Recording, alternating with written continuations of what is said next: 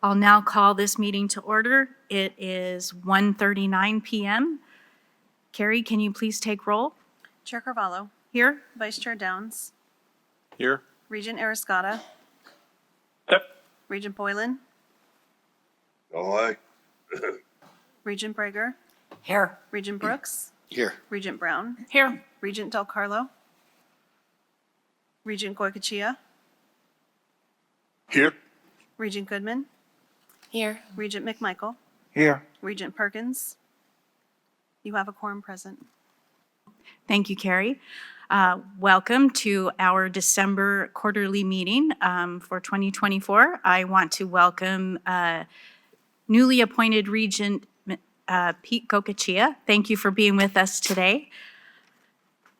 At this time, I would ask everybody to please rise if you can for the presentation of colors by the UNLV Army and Air Force ROTC Joint Color Guard, and remain standing for our national anthem performed by UNLV School of Music, vocal performance Major Alexia Hamilton, followed by the Pledge of Allegiance led by Regent Brown.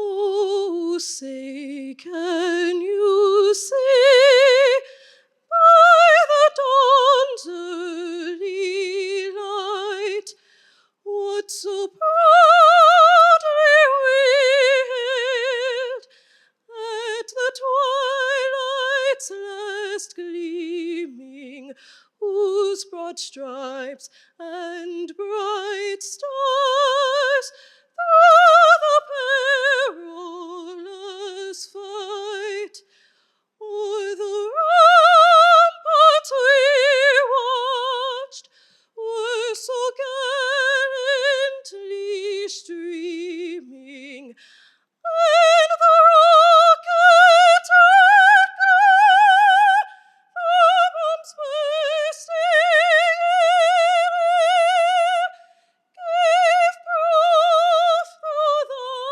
night that our flag was still there. Oh, say does that star-spangled banner yet wave o'er the land of the free and the home of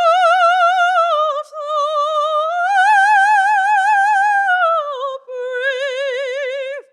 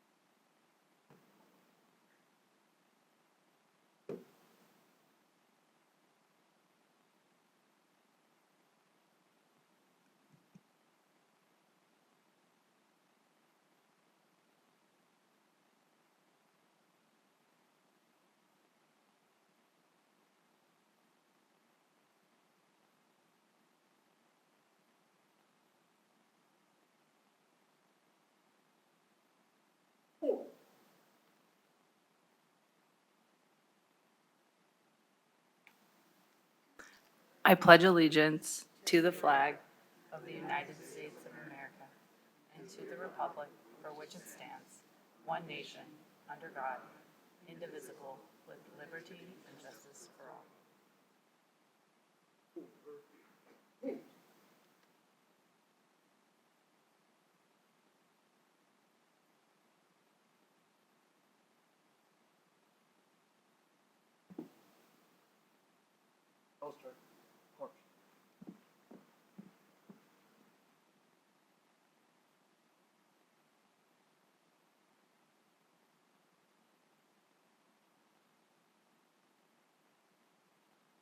Thank you. You may be seated.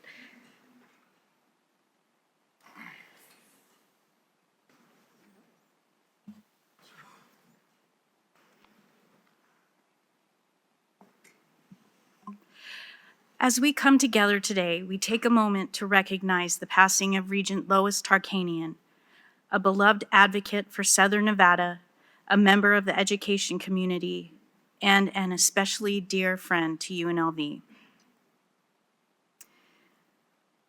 We also pause at this time to observe the anniversary of the tragedy that happened here almost 1 year ago.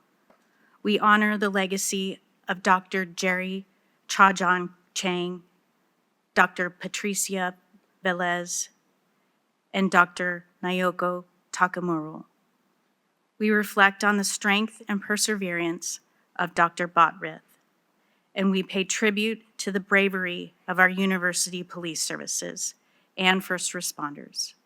Please join me in a moment of silence.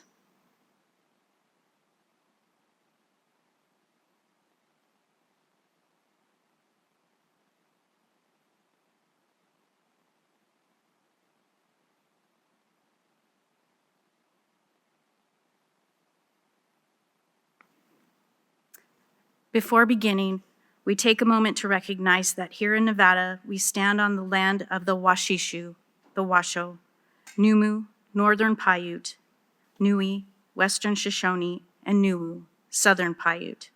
We take a moment to recognize and honor their stewardship that continues into today. With this recognition, we state an intention to rightfully include their voice and respect them as the 27 sovereign tribal nations of Nevada. I just have a few announcements before we begin. Item number 29 will be pulled from the agenda, so we will not be hearing item number 29.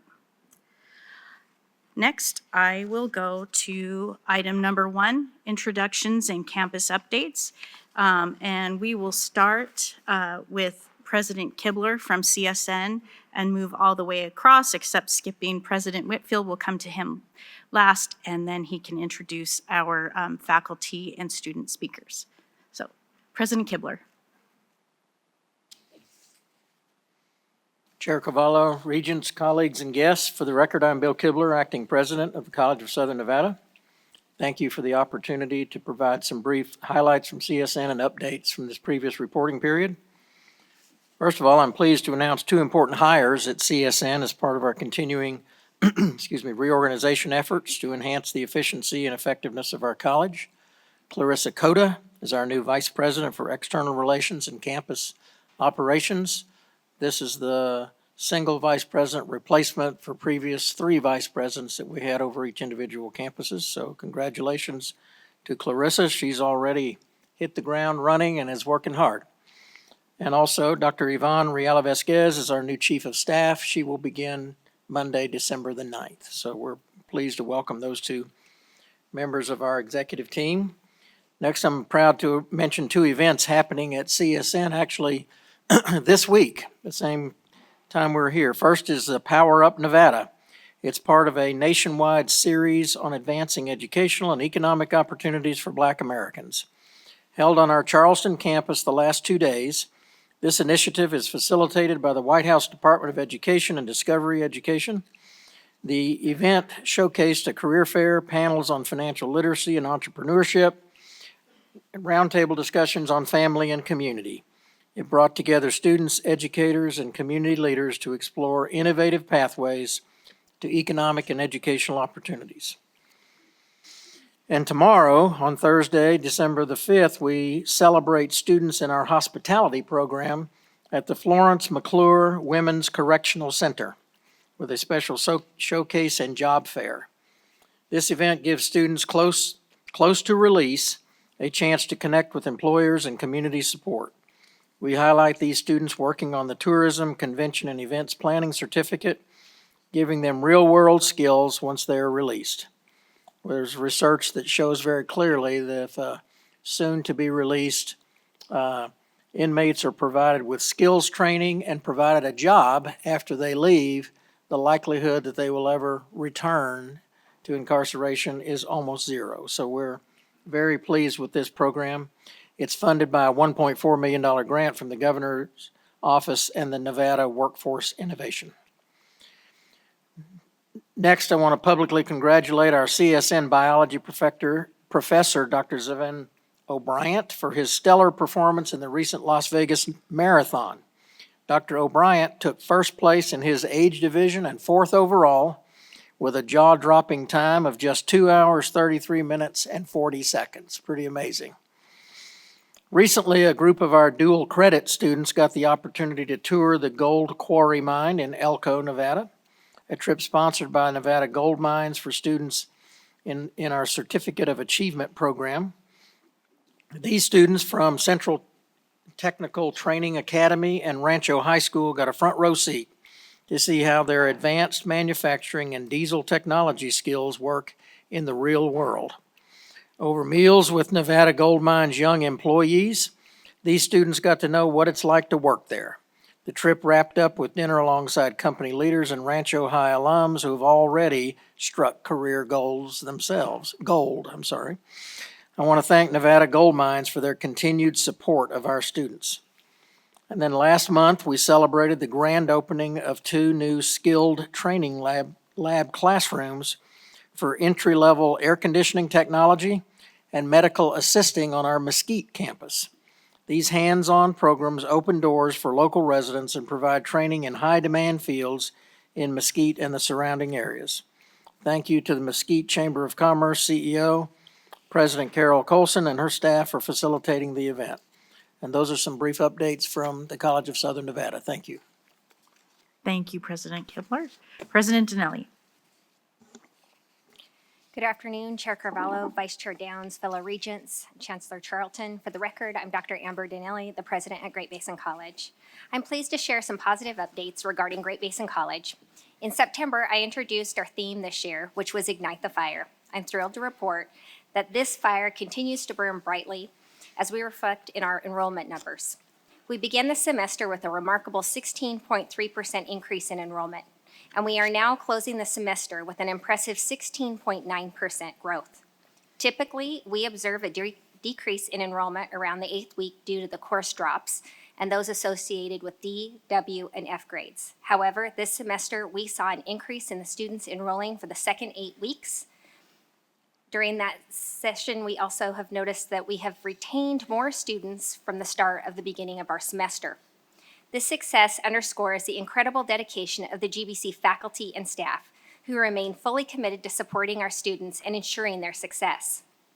We have effectively utilized the funding provided by Good Jobs Northern Nevada to support over 106 Great Basin College students this semester, distributing tuition assistance and support resources totaling more than $275,000. Additionally, we were awarded $400,000 to enhance our academic success and testing centers across all 4 campuses, ensuring these facilities better serve our students and their needs. Our grants team continues to demonstrate exceptional support, and they have secured $1.4 million. This funding will provide valuable resources to enhance the electrical programs in Elko, Ely, and Winnemucca campuses, further strengthening our educational opportunities in these communities. The cardiorespiratory program developed in partnership with Renown Health in Reno has achieved a significant milestone by receiving full accreditation from COARC last week. As the first program of its kind in Northern Nevada, it is set to welcome its first cohort of students in January. This program showcases the strategic use of diverse funding, including private donations, federal grant, and state funding to meet the workforce demands and improve healthcare services for Nevadans. A sincere appreciation goes out to our Dean of Health Science and Human Services, Stacy Warnert, and Jason Farnsworth, the Director of the RT program, whose unwavering dedication and hard work made this program possible. Through strong partnerships with local high schools, the exceptional efforts of our financial aid team, and the dedication of our recruiters and advisors, we have successfully expanded the rollout of the Nevada Promise Scholarship.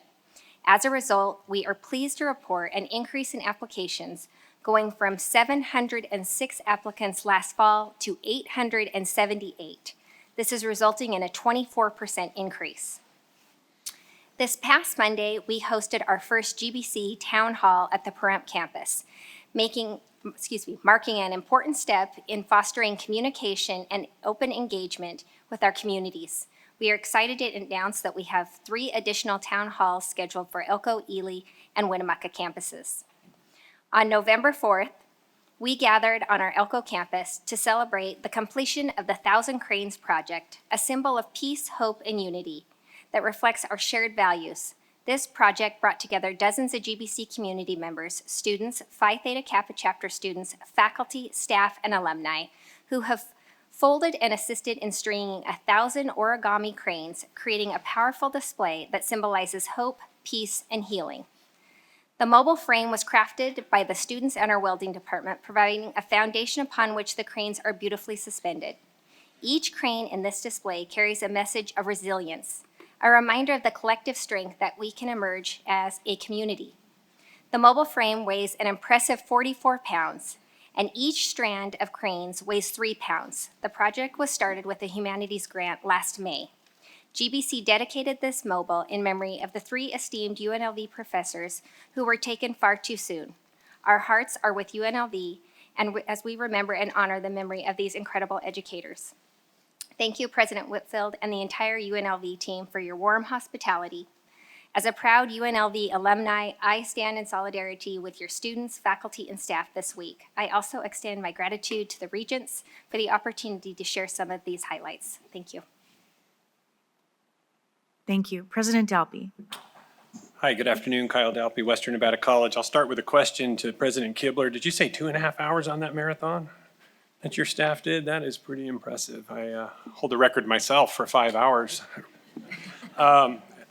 Thank you so much for the opportunity to give you some highlights. I too would like to thank President Whitfield for hosting the meeting as is done in each December. We'd like to come down here because we consider it warmer down here. Everyone here is saying how cold it is. I think that's a ploy to sell more sweatshirts. We also realize this week brings the 1-year anniversary of the tragedy on this campus, and for that, the Wildcat family offers its sincere condolences and thoughts and prayers to the UNLV students, faculty, and staff and administration. We also send our thoughts to the Tarkanian family. It was a pleasure to have known and worked with Regent Tarkanian as well. For some campus updates, I do have a number of people in the audience. I'm going to introduce one. The rest will hoot and holler as appropriate. I would like to introduce Dr. Audrey Auer, our new Director of Nursing at WNC, who is here. Is she here? You got to stand up. There you go. Okay. Nobody poach her from me. Okay. Thank you for joining the Wildcat family. We're excited to what we can do in nursing. As some of you heard this morning, we are expanding cohorts in Fallon and Douglas campus as well. Our enrollment this semester is up another 2%. That's building on top and maintaining the 17% increase we had in fall of 2023. More and more students. The WNC Musical Theater Company successfully presented Legally Blonde last month, the musical showcasing the talent of our students and faculty. Thanks to those who attended at Regent DeCarlo, I believe you were able to attend that as well. We participated in the annual Nevada Day Parade with a record number of students this year, faculty and staff joining the festivities. It was a sea of Wildcat blue, thanks to Regents Brown, Regent Downs, and others for participating. Our golf tournament, which is now in the 25th year, Golf for Education at the Toyabe Golf Club with 136 players in September garnered $25,000. And I'm not exactly sure if every year we have this, we have to move it up another 1,000, but 25 years, 25,000, that sounds like a good number. That's a good trend. And if you are interested in it, next year's date is already picked out, but we are moving to a different location, but we will let you know. We also have been awarded, again, if you were at Business, Finance, and Facilities this morning, we were awarded a $4.3 million grant through the Health Resources and Service Administration to create a laboratory space for nursing at our Douglas campus, and we are working through the legal and logistical hoops on accessing that funding to build up that program in Douglas County. I would like to thank Jerry Pope, who is our, first and foremost, an English faculty member, but now our WNC Accreditation and Curriculum Management Coordinator, for spearheading and allowing me to present with her at the Northwest Commission 2 weeks ago on our process for updating institutional learning outcomes. A note on one of our professors, Dr. Winnie Kortemeyer, a geology professor, long time WNC faculty member, will be hosting a rock, mineral, and fossil sale fundraiser to support scholarships. We appreciate this effort to support students in that program. And if any of you happen to need some rocks, fossils, or anything like coal for the holidays, let me know. I can hook you up.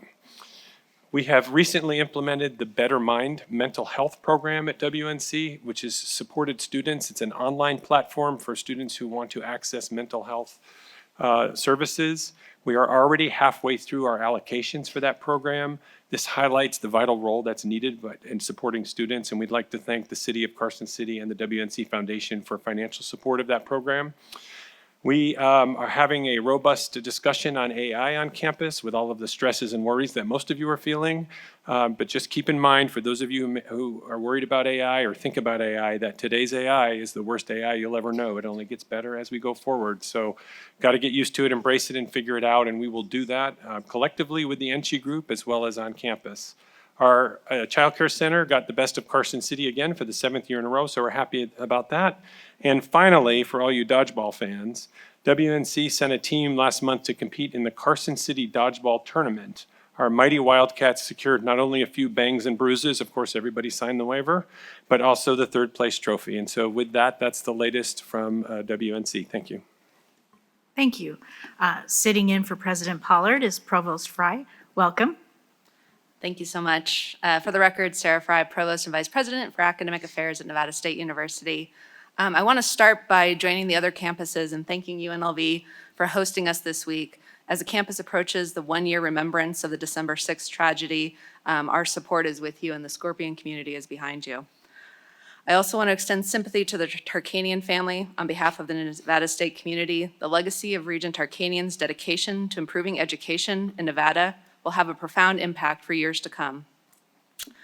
It's hard to believe we're at the end of the fall semester already, and I've completed a year at Nevada State University. It seems like we just welcomed our students back in August.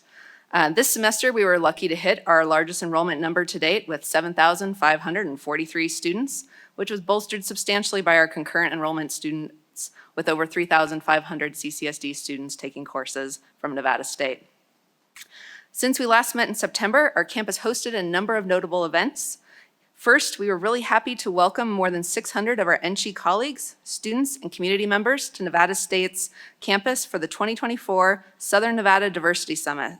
I want to thank all the sponsors who helped make this happen and all of the attendees and presenters at the event. It was a day full of important and very timely conversations. At the last board meeting, President Pollard previewed our Smart Growth Initiative. We launched this initiative with an event hosted on October 24th to help us look for the right partners to develop our more than 460 acres of vacant land. More than 160 participants from across the nation representing developers and related industries and regional stakeholders attended to learn more about Nevada State and its vision for building out our campus. We are in the process of scheduling follow-up meetings with interested parties this month, and we hope to have even more exciting updates in this vein in the future. Finally, on October 31st, we celebrated the grand opening of our School of Education's Psychoeducational Mental Health Clinic. We are grateful to welcome U.S. Senator Catherine Cortez Masto and Representative Susie Lee, both of whom were critical in securing the federal funds to open this clinic. This will also be a huge benefit to the students in our brand new educational school psychology program, EDS degree, who are training to help fill the needs for school psychologists in our community. And of course, we're already looking forward to the spring semester, and we'll be hosting our State of the University address on January 15th, in which President Pollard will be laying out the future priorities for the university in the years ahead. We had more than just events happening on campus. I'd like to take this year-end opportunity to highlight a few highlights from each of our divisions happening this past year. First of all, we are launching the critical work of developing a new strategic plan to replace our current strategic plan, which sunsets at the end of this year. We've made significant progress in the evaluation of Nevada State's current safety and security protocols and are working on the creation of a new safety and security strategic plan. We've completed the second floor build-out of our Dawson building, adding critical office space that allowed our entire psychology department to be co-located together. We are rolling out a new budget development process for fiscal year 26, including increased focus on strategically aligned resourcing. Finally, I'm really excited to share an initiative from Academic Affairs, in which we've launched a new pilot program for direct admissions with 3 CCSD high schools, Rancho, East Tech, and Desert Oasis. Through this pilot, seniors who meet the Nevada State's admissions requirement will be offered admissions to Nevada State without needing to go through an admissions process. They'll simply receive a letter saying, "Congratulations, you've been admitted to Nevada State." This type of program has been successfully implemented in other states, and we believe it'll have the opportunity to help more students discover the college is the right fit for them. In closing, I'd like to express that Nevada State is really looking forward to welcoming you all to our beautiful campus in March for the next quarterly board meeting. It will be the Open Education National Celebration Week, and we hope to share with you a little bit about what Nevada State is doing in the open educational resources to help reduce textbook costs for our students. I want to end this update by wishing you all a happy and safe holiday season. Thank you. Thank you. President Sandoval. Thank you, Madam Chair, Mr. Vice Chair, members of the Board of Regents and Chancellor. For the record, Brian Sandoval, President of the University of Nevada, Reno. First, along with my colleagues, I wanted to thank President Whitfield and the UNLV family for their hospitality, and also offer our utmost condolences and support with regard to the anniversary coming up on for the December 6th tragedy. Keith, I can't see you over the lectern here, but please know that, as we said last year, we're all rebels when it comes to this, and the Wolfpack family supports the rebel family, and you are in our thoughts and prayers. So thank you. Also, we want to express our extreme condolences and with regard to the passing of Regent Tarkanian, and she truly is a Nevada legend and somebody who's done so much for education, all the way from preschool to K through 12 to higher education. And I again want to offer our condolences to the Tarkanian family, and she will be missed dearly. We also want to express our sorrow with regard to the passing of one of our faculty, Todd Feltz. He was a beloved professor in the Donald Reynolds School of Journalism, who passed last week. He was many things, including an educator, mentor, an accomplished journalist, and a valued member of the Wolfpack family. And this was very sudden, and we're going to miss him very much. And if any of you ever had a chance to meet him, you would remember him. And he has had an incredible impact on so many students through the years. We do want to offer our welcome to our new dean of the Orvis School of Nursing, Dr. Charles Yingling. Dr. Yingling started as dean of the Orvis School on October 1 and has definitely hit the ground running. He has a big vision for the future of healthcare, not only in the community, but in our state. Recently, he said, since our founding in 1956, Orvis has been a cornerstone of nursing education and healthcare in Nevada. And I'm excited to continue our tradition of excellence and innovation. And just as a side note, we had a reception welcoming him, and I didn't even know this, but the founding dean of the Orvis School of Nursing in 1956 had the last name of Yingling. And so what are the chances of that? But he assures me that they weren't related. But in any event, I thought that was an interesting fact. So welcome to Dean Yingling. And also, in terms of welcoming individuals, Regent Gogachia, I wanted to welcome you. I truly, we've had an opportunity to work together previously, and I look forward to working with you in the future. I think this is an incredible addition to our Board of Regents. So other updates, you may remember that our university is being considered by the U.S. Department of Veterans Affairs as the new site for the VA Medical Center in Northern Nevada.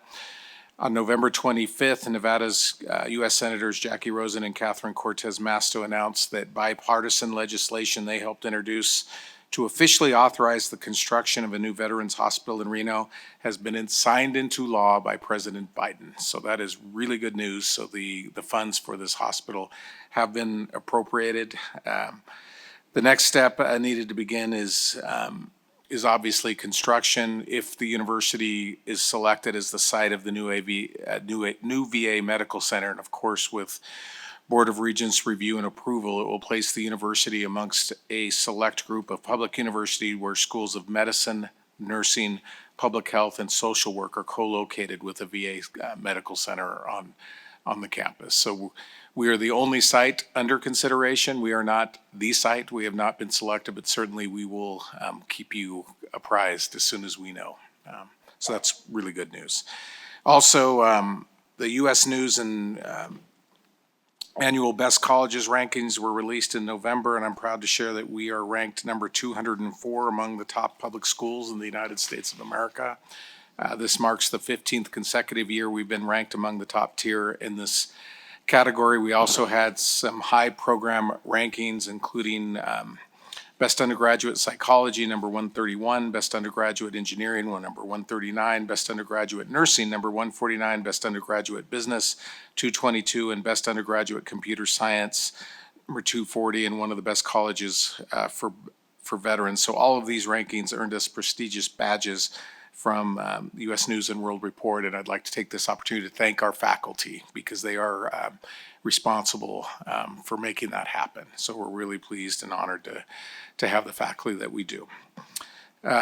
So it was a tough Saturday with regard to a football game, and I want to offer my congratulations to the Rebels. It was they've had an impressive season and are going to be in the Mountain West Championship. I believe it's on this Friday, and so we want to wish the Rebel football team a congratulations and good luck in that game, because if they can win that game, they could possibly make the playoff, and that would truly be a historic moment for all sports in the great state of Nevada. So the Wolfpack will be supporting the Rebels in that game. And in the spirit of rivalries, the honors colleges of both the University of Nevada, Reno and UNLV started a new tradition, the Trivia Bowl. And so 6 competitive scholars from each school faced off in a 4-round trivia contest, coming down to a tiebreaker, asking how many square miles are in the state of Nevada. And I didn't even know that. But anyway, proud to report that the Wolfpack brought home a win in this matchup, and we look forward to hosting the contest next year. And finally, this Saturday, I hope you can join us as we celebrate the accomplishments of nearly 1,560 graduates as they walk across the stage at our winter commencement ceremony. As a fun fact, the oldest graduate is 64 years old and the youngest is 19 years old. So that completes my report, Madam Chair, and thank you for the opportunity, and happy holidays. Thank you, President Sandoval. Next, I'll go to President Acharya. Thank you, Chair, Vice Chair, Regents, Chancellor, colleagues. I'm Kumud Acharya, President of DRI. I'd also like to take a moment to thank UNLV and President Whitfield for hosting us, and also in this tragic 1-year anniversary of the event. We stand with you in solidarity. I'd like to start my update by sharing that 2024 has been an exciting time for DRI. We have published important research that is solving critical challenges. We have been successful in obtaining new funding from many new sponsors to continue our work, and we've increased awareness of DRI through outreach. I'm pleased to share a few other highlights. The record heat and record deaths Las Vegas experience resulted in significant interest in DRI's Southern Nevada Heat Resilience Lab. DRI's Ariel Chenard was interviewed for heat-related articles in the New York Times, Associated Press, as well as state and local news outlets. Ariel was also invited to attend the White House Summit on Extreme Heat. DRI's OpenET team published a new study that demonstrates that by using satellite data, OpenET can accurately estimate the amount of groundwater used for crop irrigation at the level of individual fields. This study received media interest, and also this is in partnership with Google, NASA, USGS, and others, and DRI's OpenET program is obviously quite well known at this time. DRI STEM education program secured another $2 million grant from Department of Energy's Office of Environmental Management to support Nevada's clean energy workforce pipeline. The funding will prepare the next generation for employment in fields such as clean energy, waste management, and environmental remediation. DRI scientists partnered with USGS to produce a guidance document for incorporating publicly available data on historical and protected extreme weather events to aid emergency planning services. The report funded by the California Department of Water Resources is available on DRI website. We recently published a new lithium in Nevada roadmap based on a comprehensive report produced by scientists at DRI and UNR. More information on the story map and these studies is available on our website news and events section. We held our final science distilled and DRI Science at the Spring Science Lecture events for 2024. Thank you, Chair, for attending that event. We have some exciting plans for 2025 that I look forward to sharing with you again next year. And DRI held our annual celebration of science on both campuses, which honors scientists and staff members for their achievements and recognizes faculty and staff for their long-term service to DRI. We take pride in fostering a fulfilling workplace that inspires scientific discovery. Special thanks to Regents Del Carlo and Brooks for attending the celebration with us. And that concludes my update. Thank you. Thank you. President Hilgersom. Hi, good afternoon, Regents. Karin Hilgersom, for the record. Along with my colleagues, I too would like to express my condolences to the Tarkanian family. When I met with Regent Tarkanian, I was struck by her wisdom, her preparedness and readiness to meet, and also her support for TMCC. And I want her family to know how much TMCC in Northern Nevada will miss her. On November 8th, we also received at TMCC and celebrated with the District Rotary Club, which is a bunch of Rotary Clubs in one group, the first Peace Pole for our community. A Peace Pole is a gift from District Rotary, and the pole graces our quad. And speaking on behalf of TMCC, this pole, which says, the words that it says are, "May peace prevail," in multiple languages, which is really cool. And we had international students who spoke in the language, and it was a really good celebration. But it reminds me of what UNLV is going through right now. A peace pole should be not just a pole on our campuses. It shouldn't be the map, it should be the territory. And as we move into 2025, I really wish for all of our NSHE institutions that peace prevails at our campuses. And our hearts are with you, President Whitfield, and the UNLV community during this time of sympathy, memory, and reflection, and particularly reflection on how we can have peace on our campuses and make our campuses even safer. Also that same day on November 8th, we celebrated the 10th anniversary and renaming of the Veterans Resource Center. The center is now named, wait for it, it's long, Nevada Military Support Alliance Major General Ronald J. Bath Veterans and Family Center, VFC for short. Thanks to the generous $300,000 contribution from the NMSA, or the Nevada Military Support Alliance, the center underwent some incredible renovations. It's more functional, it's really beautiful now, and it continues to serve more than 450 veterans who are enrolled at TMCC. And we're proud to name the center in both Nevada Military Support Alliance and Major General Ronald Bath's honor. Major General Bath, who was at the celebration, became familiar with TMCC while taking welding classes at the college. General Bath is truly a Renaissance man and has many, many talents, but it's really cool how much he cares and appreciates the work done at TMCC. And I would also like to express to my colleague, President Sandoval, how excited we are about the possibility of housing a brand new veterans hospital. That is amazing, and it would be such a wonderful thing for our community. On to enrollment. Enrollment increases are significant, approximately 8%. We're now up to 11,118 students. That was the number that I got this morning. We're still trending up, which is really terrific. And I think part of the reason why we've done such a good job with enrollment is we've got some innovative stuff going on. In October, TMCC officially launched its new Credit for Prior Learning program. Students can assemble a portfolio for review by expert faculty, and students can seek course credit in eligible programs based on their past work experience and training. I'm very grateful to VP Jeff Alexander and all the faculty for getting this innovative pilot up and running so quickly. This fall included 3 successful accreditation reviews. We received our newest accreditation for the RN to BSN program, Bachelor of Science in Nursing, approved. So congratulations to the nursing department for all of your excellent work. In November, in a preliminary draft site report, the Commission on Dental Accreditation concluded that our dental assisting program is in full compliance. That one's not completely official yet, but it will be. Congratulations to our dental program. And in November, Automotive Service Excellence, or ASC, granted TMCC's Automotive Technology Program full reaffirmation of ASC accreditation. We also received another GO-ED grant, just over $1 million for lithium loop manufacturing apprenticeship program in partnership with Tesla, Panasonic Energy, and Hamilton. Foundation did Giving Tuesday this week. We raised $30,000 in support of our Student Emergency Fund and Wizards Warehouse food pantries.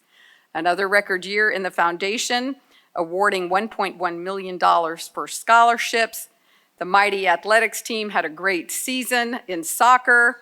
And this week, our Learning Commons will stage our second annual Fall Library After Dark to help students get tutoring and study in the late evening hours. With that, happy holidays. Thank you. Thank you, President Hilgerson. Next, I will go to President Whitfield, and as I said before, you're welcome to take us right into the next agenda item when you're done. Thank you. Certainly, and thank you, Chair. Thank you, Vice Chair, Regents, everyone here today with us at this fantastic board meeting. I want to welcome you to UNLV's campus. I'm excited to have you here today and excited for all the campus updates that everyone has shared with us, and I'll just share a few myself. But before I begin, I do want to recognize the leadership that is so important as a founding kind of principle and how our university works. And that's shared governance with our faculty senate, chaired by Debbie Arcriaga, our CSUN, our undergraduate student group, which is led by Alistair Diaz, and Teresa Marie, who heads up our Graduate and Professional Student Association.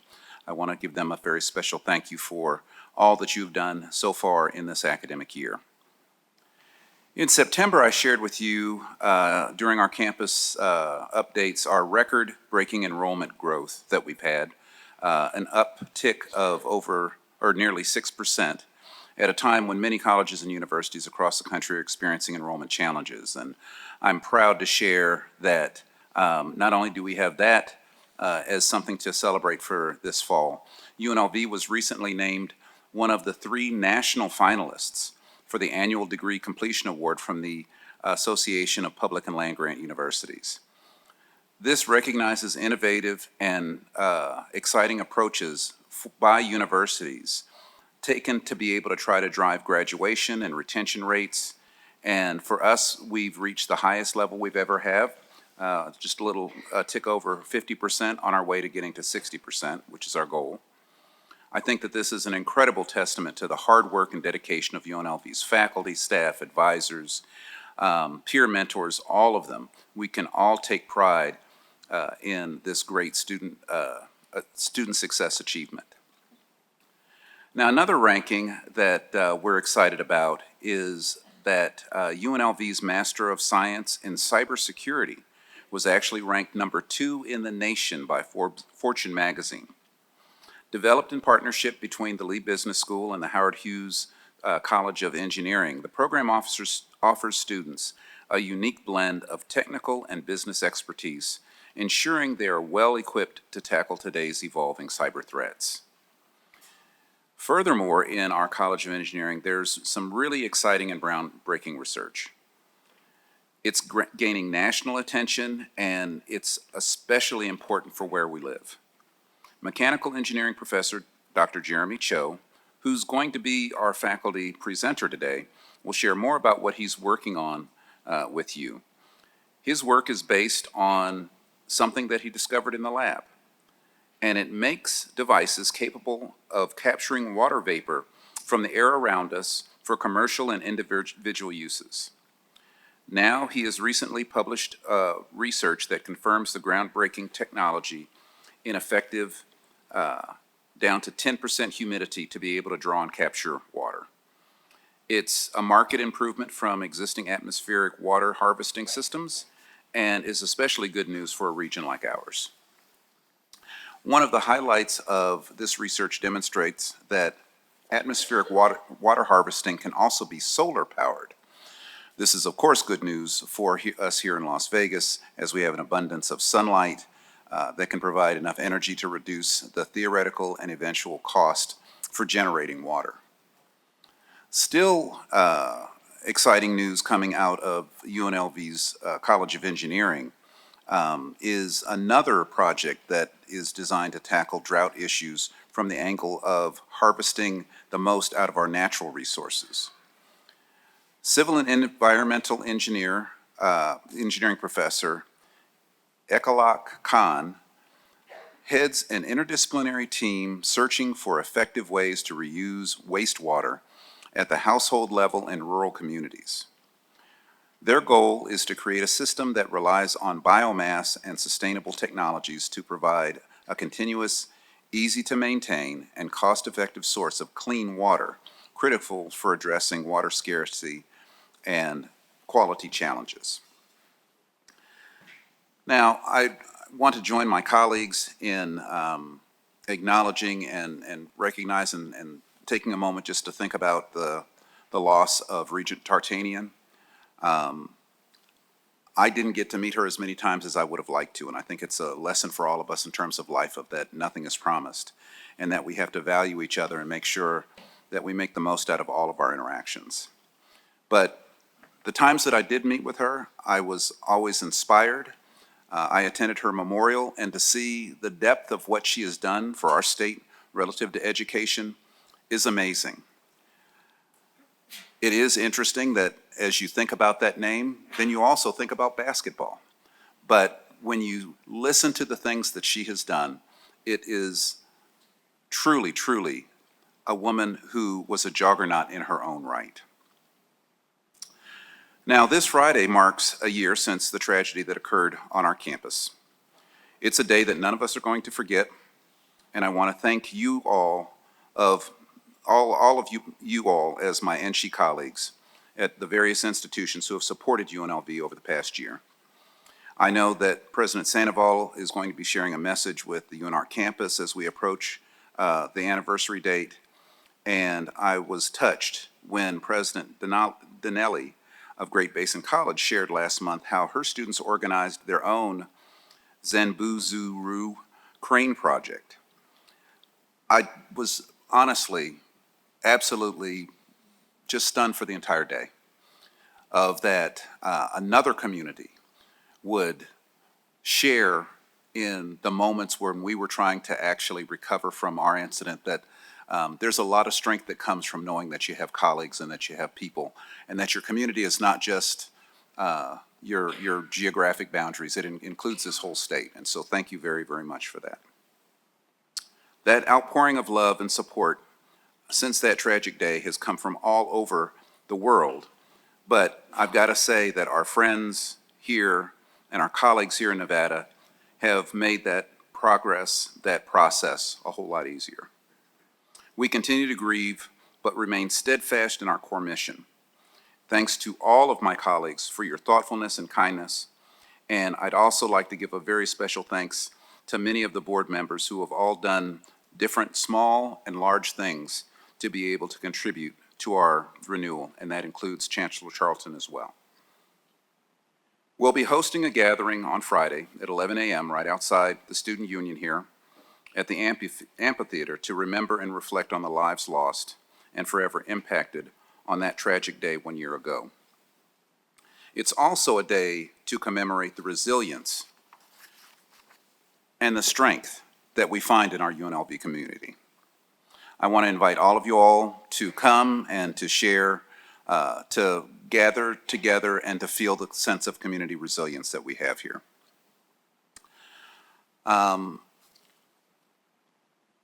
It's interesting in trying to recover from something that happens like that.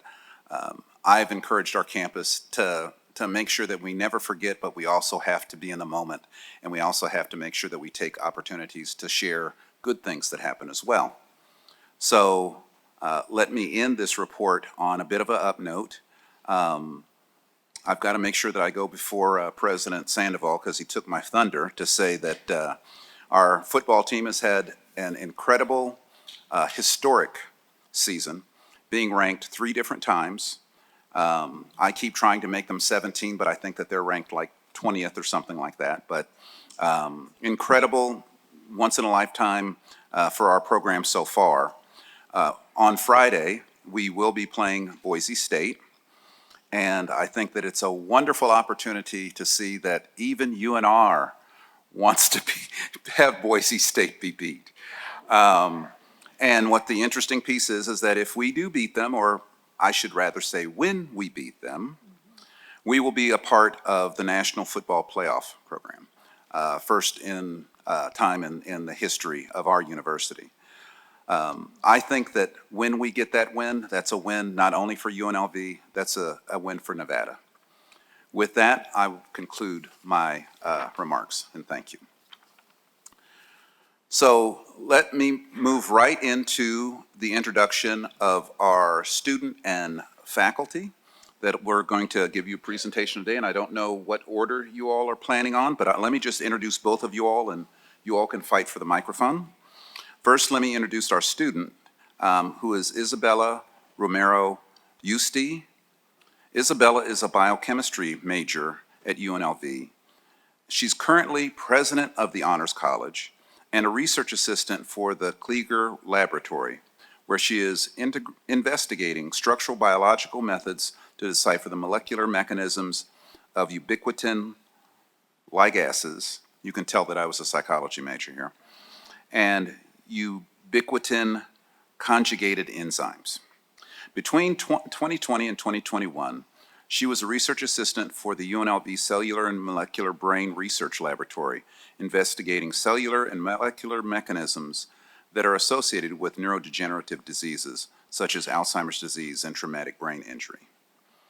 She has presented several times at the Office of Undergraduate Research Symposiums, and last year Isabella presented a poster entitled Evaluation of GABA B receptor levels on glia cells in the novel GAB/CX3RC mouse model. And she did this at the Harvard University National Collegiate Research Conference.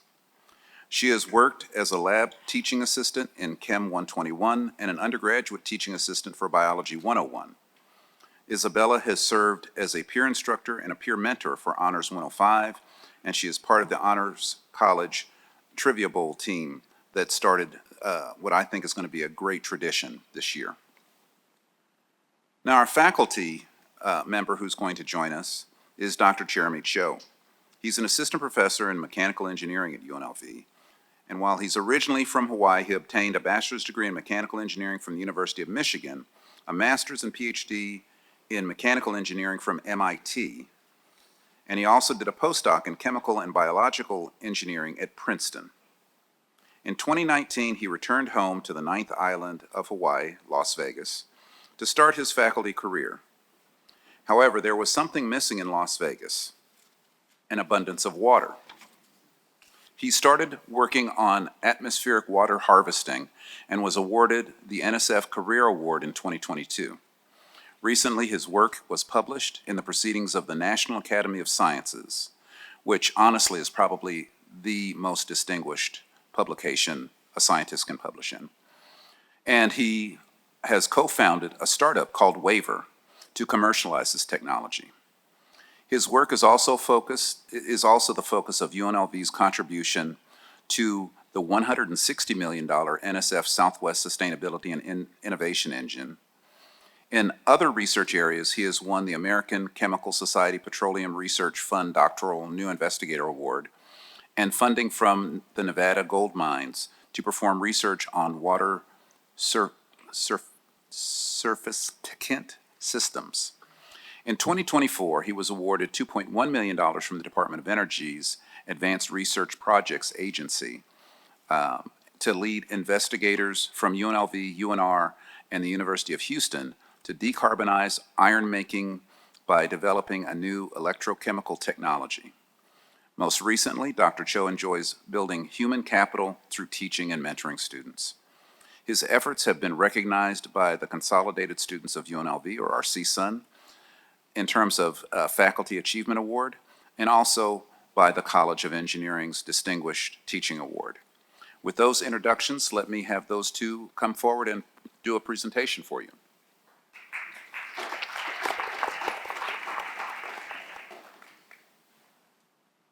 Hello. Oh, hi, everybody. Well, first of all, thank you so much for having me here today. I am very honored to be a student presenter in front of all of you. First of all, I would like to introduce myself. I'm Isabella Romero Yusti. I am currently a senior at UNLV, and I am studying biochemistry. So that's kind of like the broad picture of it, but thank you so much for introducing me. I decided to join research on my very first semester of college because I read a book by Walter Isaacson about Jennifer Doudna. She won the Nobel Prize for CRISPR-Cas9, and I didn't know what I wanted to do. I knew I was good at science, but I wanted to be creative at the same time, and so I read this book and I was like, wow, she is having fun at work. She's doing research and she's being creative and she's doing groundbreaking stuff every day. So I joined the UNLV Cellular and Molecular Brain Research Lab as an attempt to see if this was a good fit for me. And I fell in love with research. So I was in this lab for 2 years. During this time, I spent so many hours working and I loved it. Thanks to this, I was able to get several summer grants on my very first year of college, which was a massive accomplishment thanks to the CAEO, UNLV's Center for Academic Outreach. They're amazing, and thanks to them, I was able to get funding for my research and be able to spend more time in the lab. Thanks to this research, on my very first year of college, I was selected as a finalist at the research symposium here at UNLV, and UNLV OUR, the Department of Undergraduate Research, flew me over to Harvard, and I was able to present in the National Collegiate Harvard Research Conference, and I really thought I peaked in sophomore year of college after that. But it was an amazing experience. I had the opportunity to meet so many amazing students, and I honestly felt like I was in the right place. I am very proud to be wearing red today. UNLV has been a great decision. So after that, I realized that I wanted to do something more related to biochemistry. Neuroscience is cool, but it was not like my passion. So funnily, I met Dr. Kleiger, who is my current boss, at German class. He was practicing his German because he goes to Germany to do research with the Planck Institute every summer. And as an honors college student, you have to take a language. So we were just practicing our German every day. And I had no clue what he was doing for work until over the summer, I was trying to find what labs to join, and I see his name, and I see his research, and I was like, damn, I did not ask him. The whole year, I was talking to this professor in German, but I never asked him about his research. So I asked him, and he was more than welcome to, he was very eager to have me in his lab, and I've been there for over a year now. I've continued to conduct research. I am officially the new lab technician on top of being an undergraduate researcher, and I love it. It's great. It's amazing. I encourage everybody to do research if they want to give it a try. And thanks to this opportunity, one of my most recent accomplishments, I was able to obtain a big grant, fellowship by Pfizer. And they're going to be funding my research for the rest of the year. So that's amazing. On top of that, I've also been a lab teaching assistant for Chemistry 121, and it's been amazing to be able to have students fall in love with chemistry as much as I do. I've gotten really good reviews, and my students keep coming to my office hours, even though I'm not teaching anymore. But they like when I teach them chemistry, so I love it. And yeah, so that's my experience in the academic aspect of it. And now the next slide has some of my experience in the Honors College. I don't know who's passing the slides. If you want to go to the next one. Okay, thank you. So as part of the Honors College, I became a peer mentor instructor, and I got to teach my first year seminar class, and it was pretty funny. I had to teach students how to be successful students when I was still figuring out that myself. It was pretty funny because I started in COVID, so it was not very involved back then when everything was online. And it was pretty cool. It was very challenging, but I fell in love with mentoring. And I still continue to be a peer mentor for the Honors College in the second year. But these experiences made me fall in love with the Honors College community. And I became the Honors College Student Body President, which I love. I have a team of like 18 students that are as passionate as I am. We've done amazing things this year. We've hosted kind of like an event every week. We have over 100 student attendance in most of our events. We have 44K, last time I checked, an engagement in social media weekly. So we've been revamping the Honors College community, and we've inspired a lot of students that just want to be part of it. And it's very important because we Honors College students are very focused on academics, and we tend to forget about the other aspects of college. So I think this has been an amazing opportunity. And yeah, on top of that, we had the Trivia Bowl against UNR. And even though we lost this year, we're taking it home next year. And it was very reassuring to win the UNLV UNR football game, though, after that. Yeah, it was really great. It made us feel a little better. Thank you so much. So yeah, I'm the team captain for the Trivia Bowl too. And it's been amazing to have this new relationship with UNR that we hope to continue in the future. We got to hang out with the UNR Honors College kids after the trivia and during the football game. And I think it's just so important to make connections. And we hope that this is a forever new opportunity that we're going to have. New tradition. That's the word. And yeah, that's it. I'm very proud to be in the Honors College. I love the Honors College. I love UNLV. And I think everybody's just very proud to be here today. And that's it. Thank you so much.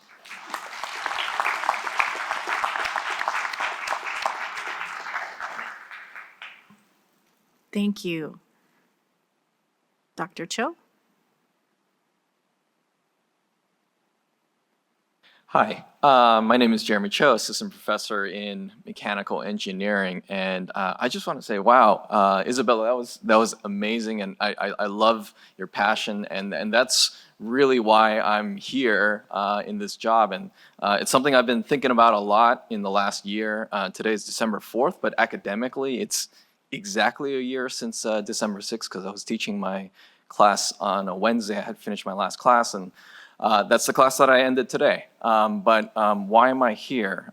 It's because of this environment of education, research, and creative thinking. And I want to talk a little bit about my sparks of inspiration that have come from the lab and the classroom. So we could go to the next slide, please. So I really think that hard problems require the riskiest, creative, out-of-the-box solutions. And the way I like to think, it's an interplay between science, education, and engineering.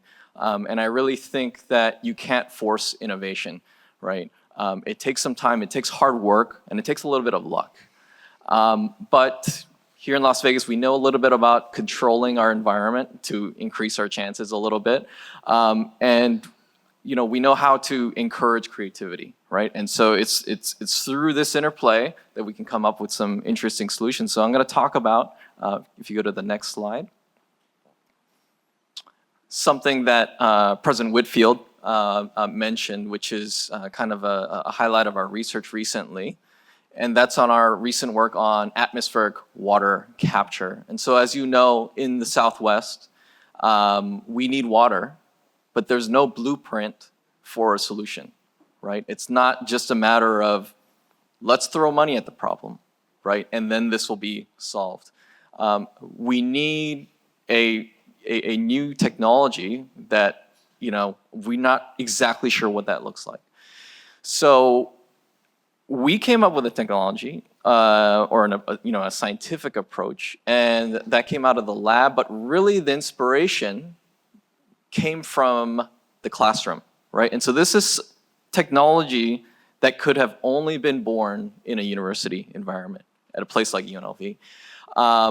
And so I'm gonna get a little technical here, but I teach a fluids class, and that's what I taught this morning and we finished that. And there's a classic problem in fluid mechanics, which is airflow over a flat plate, right? So if I have a flat surface and I flow air over that, then you can calculate various properties.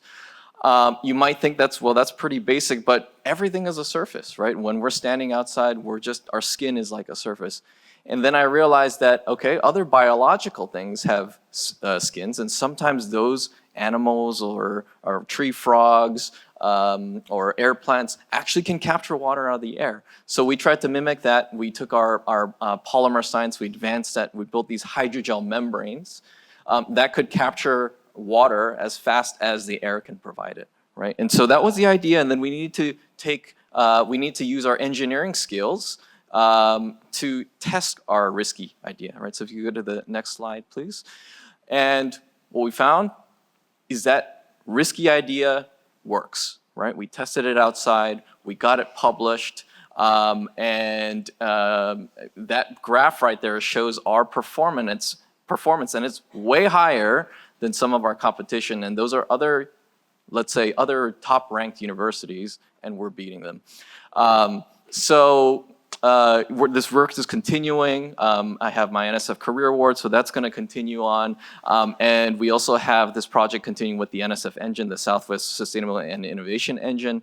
And as President Whitfield, thanks to the Office of Economic Development, I've kind of became an entrepreneur. So this is new for me, but I'm learning how to commercialize the technology. So we have co-founded this company called Waiver Technologies. In addition to atmospheric water harvesting, if you go to the next slide, please. I like to think about a lot of things, right? So curiosity is important to me, and it's something I try to instill in my students. We're doing some electrochemical iron making. This is to make the steel industry green. It's one of the biggest carbon emitters out there. We like to think about bubbles and droplets and adding surfactants to adjust those properties. And then I also like to innovate in the classroom media, right? So I like to build interactive software for students to understand difficult concepts. And if we go to the last slide, I want to talk about something that's really the most important for me, and that's the idea of raising human capital here in the university environment. I've been here for about 5 years now. I've graduated a couple of PhD students and master's students, dozens of undergraduate students, right? And I've helped place them in competitive graduate programs across the country, including here at UNLV. And a lot of these students are first generation, they have non-traditional backgrounds, they come from underrepresented minorities, international, and sometimes these students are really on the brink, right? They're thinking about dropping out of college, but maybe it's a positive research experience, right? That really brings them in and stays in school. And these are the kind of moments that I really look forward to, and interacting with a diversity of students. Really, I really think that hearing all voices, including all voices, really helps us to stretch our minds, to think better, think more creatively. And that's all I have to say. Thank you very much for giving me this opportunity to speak with you.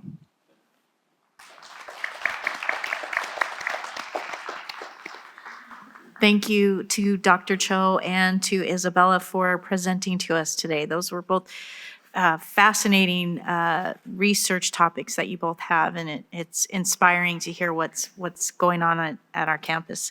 So thank you. All right, next item is public comment.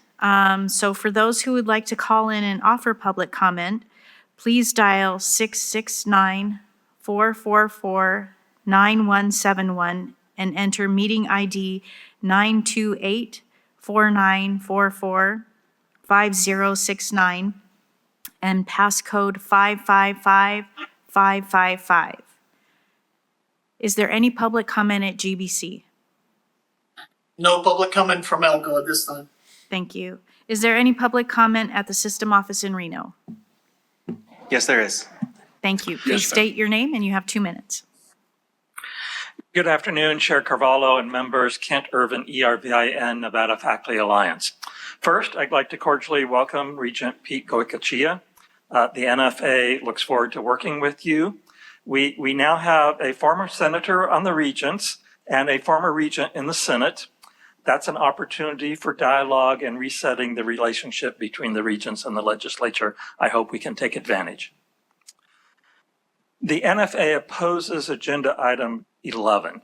Tenure is not an absolute right of continued employment, but the termination of a tenured faculty member for cause must follow full due process. By removing the step where the full board reviews the appeal of a termination and putting it in the hands of one person, this proposal short circuits the diversity of perspectives from the full board on a decision that could end an individual's career or damage an institution's reputation. Due process should not be sacrificed for expediency. The well-established standards of academic freedom and tenure that are the trademark of American higher education outlined in the 1940 Statement on Principles of Academic Freedom and Tenure, a joint statement of the American Association of University Professors and the American Association of Colleges and Universities. The 1940 statement establishes that it is the responsibility of the governing board, not an executive officer, to review such appeals and to consider arguments from both sides. As for most leading colleges and universities, our regulations in Chapter 6 and 8 of the NSHE Code are based on the principles in the 1940 statement. The governing board's role should be maintained. We ask you to reject this proposal. Finally, the NFA supports agenda item 12. Inflation adjustments to starting salaries are critical to ensure that we can attract and keep the most qualified candidates. Thank you.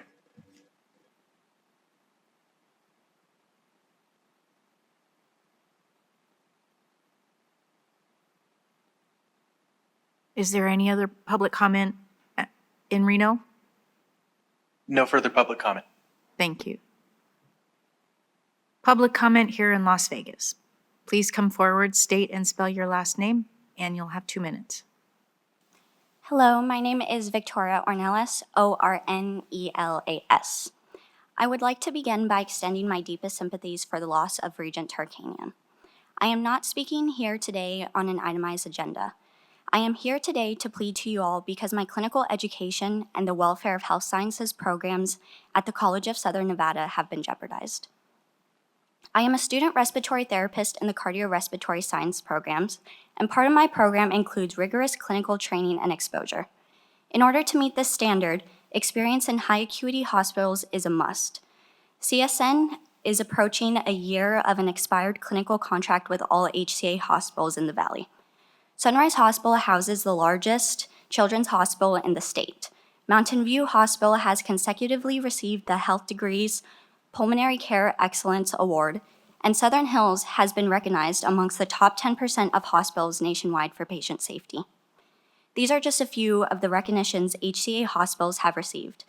It goes without saying, the ability to provide exceptional care is aided by exposure to these HCA hospitals. As students, our priority should be advancing our education.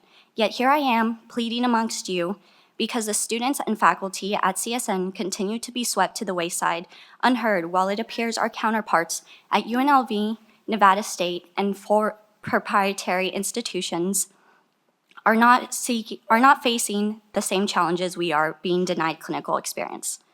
I am asking you, those in charge of representing us students in the community, to look into this situation and to support the zeal for healthcare that is common in all students. Thank you.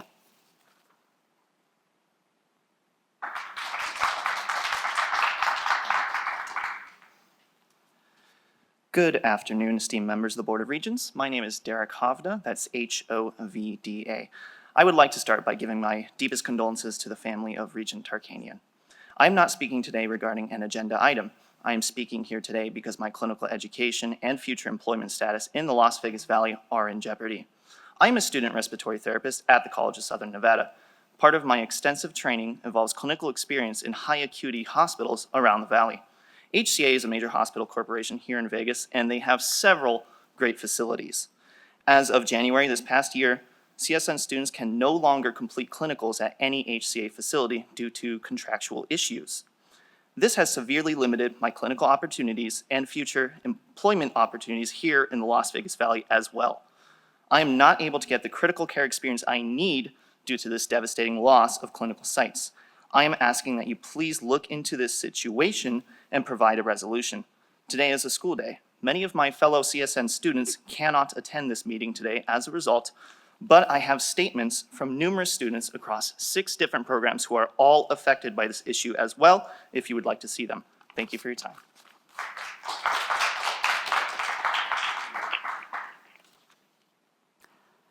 Good afternoon, Chair Carvalho, Chancellor Charlton, and esteemed members of the Board of Regents. My name is Deborah Arteaga, that is DEBORAHARTEAGA, and I am the Chair of the Faculty Senate at UNLV. I'm speaking to you today about an issue that is quite urgent to the faculty that I represent. Public Employee Benefits Program, PEBP, is proposing to eliminate the HMO option. I want to speak against this. My colleagues, I cannot count the number of emails I've gotten, dozens. I received 50 copies of written comments that were submitted to the board. One of their concerns is continuity of care. Many doctors on the HMO do not accept PPO insurance. Several colleagues have providers, such as primary care providers, specialists, and pediatricians for their children that they or their children have seen for years. Their primary care provider has a full picture of their health as it is a coordinated care model. Their PCP sends them to specialists if needed and receives the results of all visits and tests. PCPs and specialists work together seamlessly in providing health care for their patients.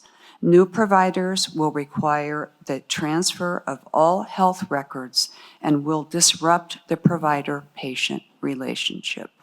Another cause of concern is continuity of care for conditions. For those with chronic conditions, finding a new specialist here in Clark County will be difficult. I'll give you the example of a colleague who allowed me to share the story. They are getting chemotherapy 3 times a week. They will not be able to find another oncologist until they receive their new insurance card on July 1, 2025, as no providers will take new patients without this information. It can take months to find a new provider as a new patient or even as an existing patient here in Clark County. I'm And in the sorry, end- you've run out of time. Thank you. I'm sorry. Thank you. Okay.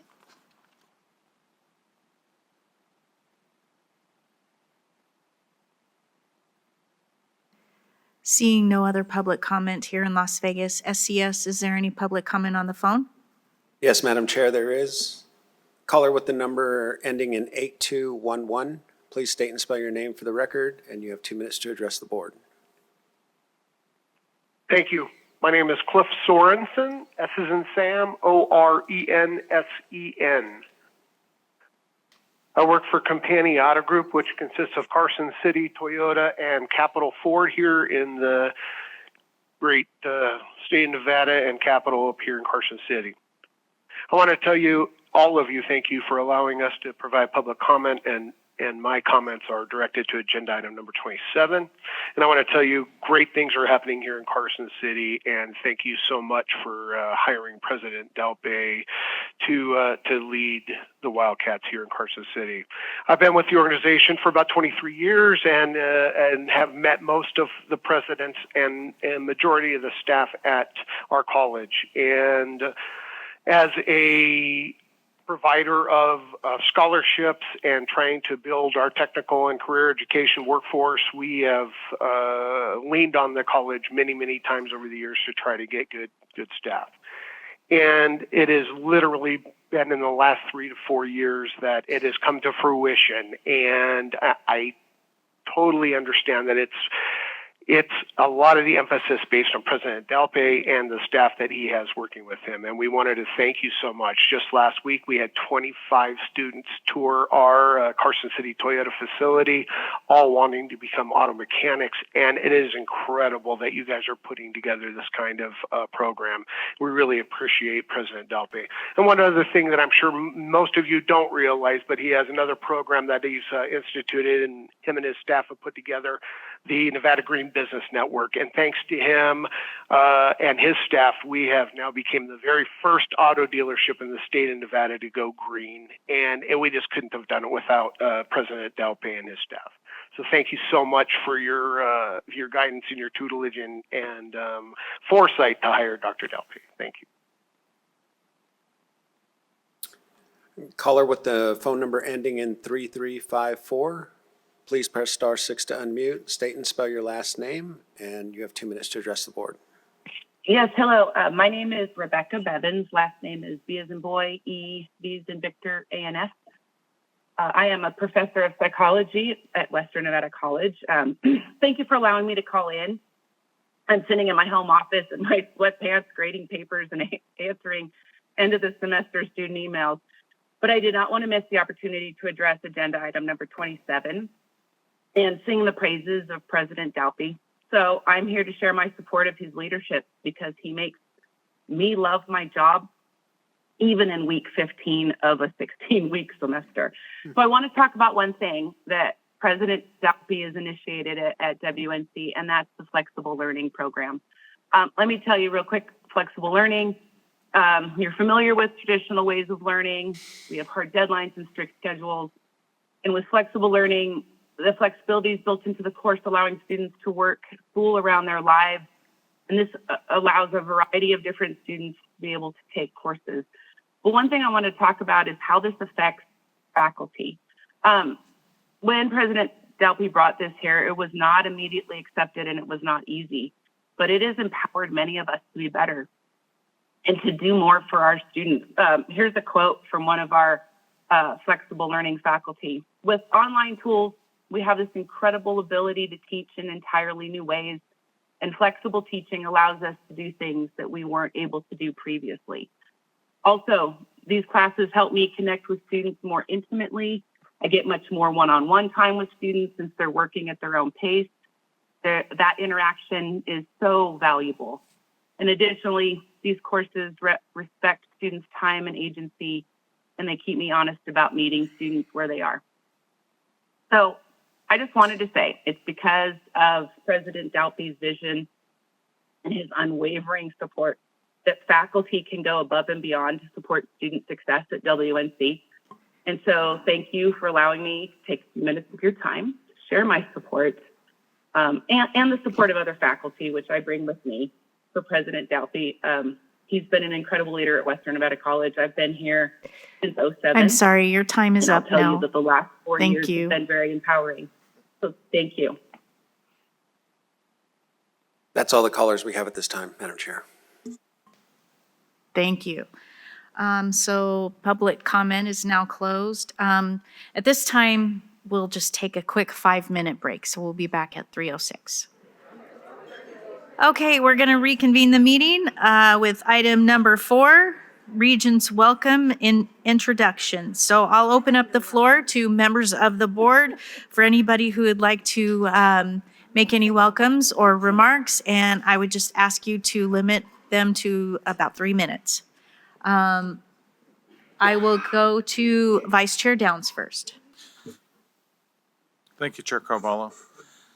I want to highlight a couple of things that events I've done since the last quarterly meeting. First, I want to thank Vice Chancellor Archer and his team for hosting a discussion with faculty regarding the student success solutions, including the boot camp concept and the shared experiences of faculty with the co-requisite program. I believe this was a productive meeting, and I look forward to the co-requisite conference this coming spring to continue to work towards student success. I was also able to attend the National Alliance of Concurrent Enrollment Partnerships in late October. This was a conference that was very informative on how institutions work with high schools to implement effective and quality concurrent enrollment programs for high school students. I'm interested in bringing some of these policies and procedures to NSHE to guarantee the product that we present meets the rigor and caliber of a college level course. Thank you. Thank you. Regent Del Carlo? Thank you, Chair Carvalho. Since our last meeting, I was very, very happy to see that question 1 was defeated statewide, and it was a huge margin of over 100,000 votes. And I concur with what Kent Irwin said earlier. I hope with a senator becoming a regent and a regent becoming a senator, I like that, that we can see what it is that we can do to improve with our legislative people. They need us and we need them, and we have a wonderful state of Nevada to help. So lots of opportunity there. I also was in the Nevada Day Parade. It's those of you here in the South, if you've never come up to Carson for Nevada Day, you really have to do it sometime. It's really lots of fun, and it's a day that we're just all Nevadans. There's no politics involved. Everybody's both sides of the aisle. We serve the pancakes and wait the tables together. It's a lot of fun, so I hope you come up. I'm also proud to tell you all that I attended the ACCT Leadership Congress that was in Seattle this year, and I left as the chair-elect of the organization, and I will take over in New Orleans next year, and so I want to give my colleagues some dates. It's difficult when there's only 13 regions. We're going to go down to 9.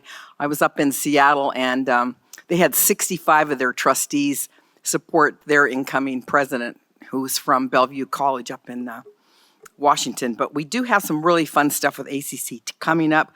I think one of the best things coming up is the March of GLI, the Governance Leadership Institute. It's going to be at Windward College in Hawaii, and this is especially great for new regents. It's a couple-day seminar on being an effective board member. So I think it's just easier to go to Hawaii as it is to go back east. So I throw that out. Also, we have the Legislative Summit coming up. It's an annual event that ACCT puts on where we go and sit down with our congressional people. It always conflicts every other year with our opening of our legislature, but this year it's going to be February 9th through the 12th in Washington, D.C., and the early bird pricing ends on December 18th, so I hope some colleagues will come with me to that. And today, ACCT also, I think it was in Chair Carvalho's box, but I'm hoping you'll share this with all of us. They just commissioned and did a compensation survey for community college presidents, and it's great information. And I know we're going to be talking salary stuff today, but we do I think every 4 years we do the major one, but this is all database research that we should use. And also ACCT has done a survey.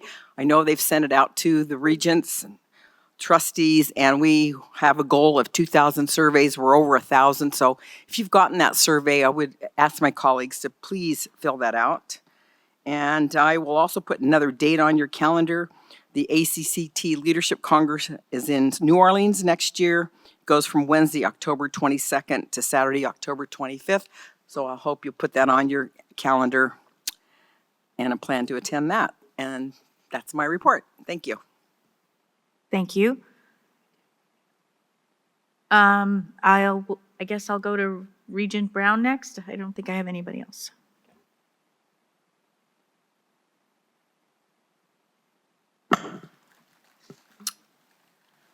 Over the past 3 months, I've had the privilege to engage deeply with our NSHE community, witnessing firsthand the dynamic progress and impactful events and programming shaping the future of NSHE.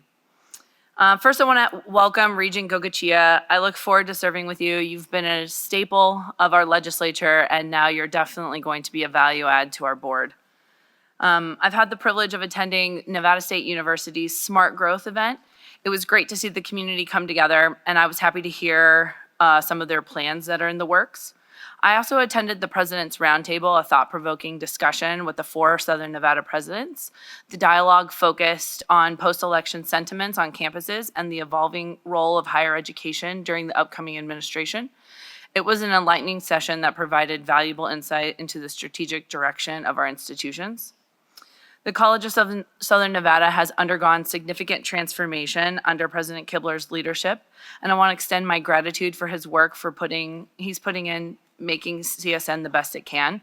We only have 7 more months with President Kibler, which is why we've been hard at work with the CSN Presidential Search Committee. I want to thank the dedicated and hardworking committee members for your time thus far. I feel like we're on a good trajectory, and I'm optimistic that we're going to select a stellar candidate next spring to lead our largest community college. Celebrating UNR's 150th anniversary was a highlight, an occasion beautifully reflected on its historical journey and future aspirations. It was great to see so much school spirit. There was that one cheerleader that just really, I went up to him. He was on it. You could tell he just bleeds blue. It was amazing. But speaking of school spirit, I would be remiss if I didn't congratulate the 20th ranked UNLV Rebels on keeping the Fremont Cannon red and making their way to the Mountain West Conference Championship game this Friday at 5 p.m. I hope everyone in the state will be cheering on our boys. Speaking of the state, I was able to walk in my very first Nevada Day Parade thanks to President Dalpy and the WNC team. Not only did you show me incredible hospitality, but you got a parade spot right next to the Army Band, which was a great way to kick off our morning with a jam session. I want to also acknowledge the tremendous efforts of President Denali at GBC. Her leadership is expanding different programs and growing partnerships across the state. I recognize it, and you are doing so many amazing things for your institution, so thank you for that. There's an exciting opportunity with DRI. They're involved in the SFN Engine Grant, the Southwest Sustainability Innovation Engine Initiative, which provides substantial funding for projects in energy, water, carbons, and the carbon sector. And I encourage startups and growth phase companies to apply. You guys can find that online. At TMCC, I was able to attend their Legacy Scholarship Foundation award ceremony, which was another profound moment. They gave away 631 scholarships, which totaled $1.3 million. Their speaker, Jared Orcutt, was a student turned instructor that shared his inspiring story, which was a powerful reminder of the strength it takes to redefine one's identity and aspirations. Nearly 20 years ago, I had the opportunity to meet then trustee Tarkanian. I was a brand new student and eager to get involved. She was always so nice and treated me with probably more respect than I deserved. Her and Sam Lieberman were some of the first people I met when I started my professional life. It was an absolute pleasure 18 years later to then serve as her colleague. She will be missed, but certainly not forgotten. Her legacy, she leaves behind a legacy that will impact generations to come. As we approach the close of yet another year, it's with a heavy heart that I reflect on the events of December 6th.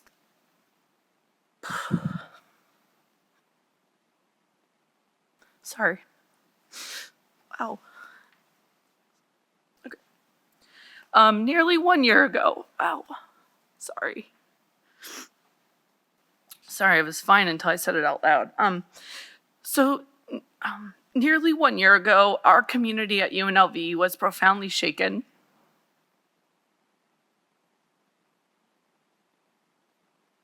And I'm not sure I can finish. I can't.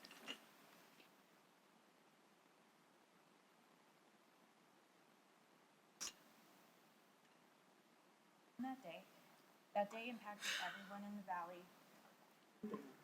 That day impacted everyone in the valley. Faculty, students, and staff experienced the tragedy firsthand, and its effects rippled throughout our community. On that fateful day, 2 of our own, officers Damian Garcia and Nate Drum, demonstrated extraordinary bravery and decisiveness. They faced danger head-on to ensure the safety of our campus. Their powerful and emotional stories have been shared in the latest edition of UNLV magazine, detailing why they chose to serve and how they responded during those critical moments. Their actions are a stark reminder of the courage and dedication that define our law enforcement officers and illustrate the resilience and humanity of our UNLV family. I'm fine. Thank you, Chair. Also featured in that magazine is the harrowing story of Professor Bott, who was shot 10 times and yet managed to find the strength to exit the building down the stairs to reach safety. His journey of recovery and resilience is nothing short of miraculous. Hearing him recount these events and his path to recovery has been profoundly moving. I encourage each of you to read these stories of bravery in the UNLV magazine, both online and in print. They are a testament to the strength and spirit of our university community. But there's also another unsung hero among us, Provost Chris Heavey. While he may not have sought the spotlight, his actions deserve a moment of praise. Every faculty story that I've heard where someone needed a listening ear or needed someone to come to their aid after the tragedy included Provost Heavey. His calming and caring nature was what we needed during our darkest hours. Professor Bott himself has expressed deep gratitude for the unwavering support Provost Heavey extended him and his family during those trying times. Provost Heavey's leadership over the past year exemplifies the true spirit of service and commitment to our community. I am incredibly grateful that we have such a steadfast leader on this campus. Thank you. Thank you. Are there any other regents who would like to make welcoming comments? Regent Goodman. I just wanted to not let today go by without just recognizing that Regent Tarkanian was, although she was not here often, she was a great addition to this board. And I wanted to give my condolences to her family. And I want to send my condolences out to the families of those who were affected at the shooting last year. And just want to give you my heart and let you know that I'm so sorry, and I hope that you are healing, and I'm sorry for those that we lost. And I wanted to say thank you to Officers Drum and Garcia, because what they did was true heroism, saved so many lives, and I'm grateful. And so with that, thank you for letting me speak. Thank you. Regent Breaker. Susan Breger for the record. I just also want to share my sentiment. I served with Dr. Tarkanian on the school board, and we had quite a few battles that we stuck together on, and she was admirable and a true friend, and her family honored her amazingly for her service and the recognition that they gave her. It was an honor to sit there and hear the stories, which actually I already knew, but it was fun to hear them again. So I just want to send out a message of faith and peace, and that our time is short even when it's long. And so just being able to be there and support each other, I think, is really important. And that I'll just leave it at that. But thank you to UNLV for today, and thoughts and prayers continue to be with you for Friday and each day after that, to all of our campuses, that we can not have anything like that ever happen again. Thank you. Thank you. Seeing no others, I will move on to item number 5, Chair of the Nevada Student Alliance report. So I'll turn it over to Chair Osorio Hernandez. Thank you, Chair Carvalho. Good afternoon, Chair Carvalho, Vice Chair Downs, Chancellor Charlton, students, faculty, presidents, and regents. I hope you all had a great holiday with loved ones, family, or chosen family, and friends. We often wait once a year to express gratitude around the table, but I believe it's important to express gratitude continuously. So allow me to express my gratitude around this table to each of you, our regents, our presidents, our faculty, and our students for all the work that we all do, especially before finals week. Today, I am proud to acknowledge the collective efforts that led to increased voter participation among students, specifically the hard work of our student body presidents across the state in driving voter turnout. I want to commend our NSHE institutional presidents for making civic engagement an active priority on their campuses. Thank you. Our shared dedication has had a tangible impact with youth turnout in Nevada rising significantly compared to both 2020 and the 2024 national youth turnout average. While the national youth turnout rate for voters aged 18 to 29 was 42%, Nevada exceeded expectations with a remarkable 57.2% turnout, surpassing our 2020 rate of 53.1% and demonstrating the power of youth engagement. I think there's something so moving and powerful about students and our youth being so civically engaged, and I think it's important and appropriate in this space to acknowledge the record turnout that was sought here at UNLV during the election season over at the Light Library. Additionally, I'm pleased to share that the NSA unanimously passed a resolution this morning reinforcing our commitment to the protection of the IDEA Committee and the advancement of diversity within our state. This resolution is a testament to our dedication to fostering inclusivity, equity, and belonging in NSHE. So let me read a few key portions. Whereas the Nevada Student Alliance recognizes that fostering a culture of inclusivity where every student experiences a sense of belonging and has the opportunity to achieve excellence is essential in NSHE's mission. Whereas NSHE proudly represents one of the most diverse higher education systems in the nation, with this diversity enriching the academic and cultural landscapes statewide. Whereas the NSA affirms that the IDEA Committee's work protects the dignity and belonging of individuals from varied racial, cultural, and socioeconomic backgrounds, including, but not limited to, Black, Latino, Asian, LGBTQIA+, Jewish, Muslim, women, unhoused, and persons with disabilities, ensuring that everyone feels valued and supported within NSHE. Therefore, be it resolved that the Nevada Student Alliance calls for the protection and reinforcement of the IDEA Committee, DEI offices, and IDEA Council within NSHE. We look forward to working with you to advance diversity within our state, and with that, I'll go ahead and move into the reports from each of the student presidents. From ASCSN, CSN continues to advocate for veterans, hosting a luncheon on November 14th to honor their service, with both staff and students recognized for their contributions. In November, a delegation of students attended the HACU, or HACU, and Student Leadership Conferences. Looking ahead, a resource fair is planned for spring 2025 to provide students with valuable information and support. The ASCSN Senate has been actively working on many resolution letters in support of the athletic and IT fee increases to be discussed at the upcoming board meeting. Additionally, ASCSN partnered with Campus Life to provide holiday meals for students and their families during Thanksgiving and the upcoming Christmas season. From NSSA over at Nevada State University, we actually attended the American Student Government Association Conference in Orlando, Florida, where we were actually not the only NSHE institution there. We were joined by GBC and their SGA, so it was great to interact with their team. Reflecting on the conference, some of my key takeaways included creating clear leadership journeys for NSSA members to stay engaged, additionally succession planning through documenting processes and trainings, and offering shadowing opportunities to enhance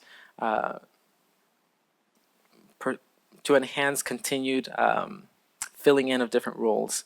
So additionally, one of the things that I want to move forward in moving with our NSSA members is to have interpersonal communication skills trainings, especially in handling differing opinions respectfully. A key lesson for me was on avoiding overcommitment and the importance of effective delegation to share responsibilities. Right now, we are revising our constitution and bylaws and evaluating our current structure with a lot of thoughtfulness. NSSA also proudly voted to support the athletics and recreation fee, an important step towards bringing sports to our campus and enriching the student experience. A letter of support was also sent to each of you, and I look forward to engaging in further discussions on this exciting development tomorrow. From UNLV's GPSA, since the September meeting, the Graduate and Professional Student Association successfully expanded its Graduate Rebel Appreciation Days to include an evening with the Wind Orchestra. The event drew impressive participation with 157 graduate and professional students requesting over 427 tickets. Afterwards, the Wind Orchestra's director noted that it was their most engaging atmosphere to date and expressed interest in future collaborations with GPSA, aiming to enhance connections between graduate students and the fine arts programs on campus. GPSA extends heartfelt thanks to the presidents, regents, students, and other student leaders and guests who attended the Nevada Student Alliance Mixer in the Graduate Commons last night. Excitement is building as the Rebel football team prepares to face Boise State in the Mountain West Championship this Friday. GPSA encourages everyone to cheer them on. Go Rebels. UNLV's CSUN. In November, CSUN provided a wide range of resources to encourage student participation in the 2024 presidential election, including guidance on polling locations and student services. Numerous voter education and registration events were held at PETA Plaza and the Student Union to promote civic engagement. Additionally, GPSA and CSUN co-moderated a post-election town hall with the UNLV Government Involvement Office, bringing together the campus community and legislators such as Senator Fabian Doñate and Assemblyman Howard Watts.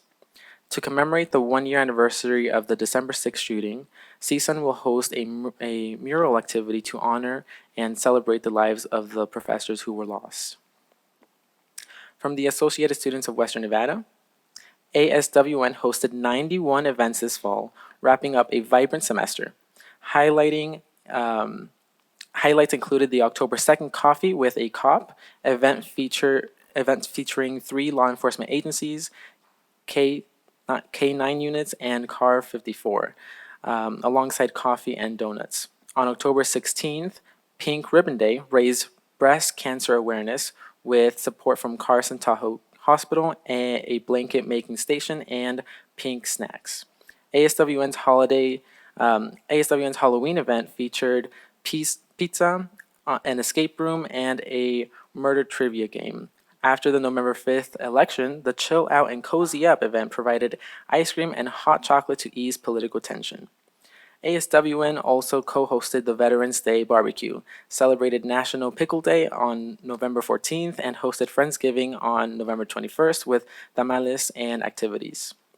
They are currently holding a food drive and for the Wildcat Reserve Food Pantry, and next week ASWN will kick off the De-Stress Fest for December 9th to the 12th, offering free food and events to help students unwind before finals.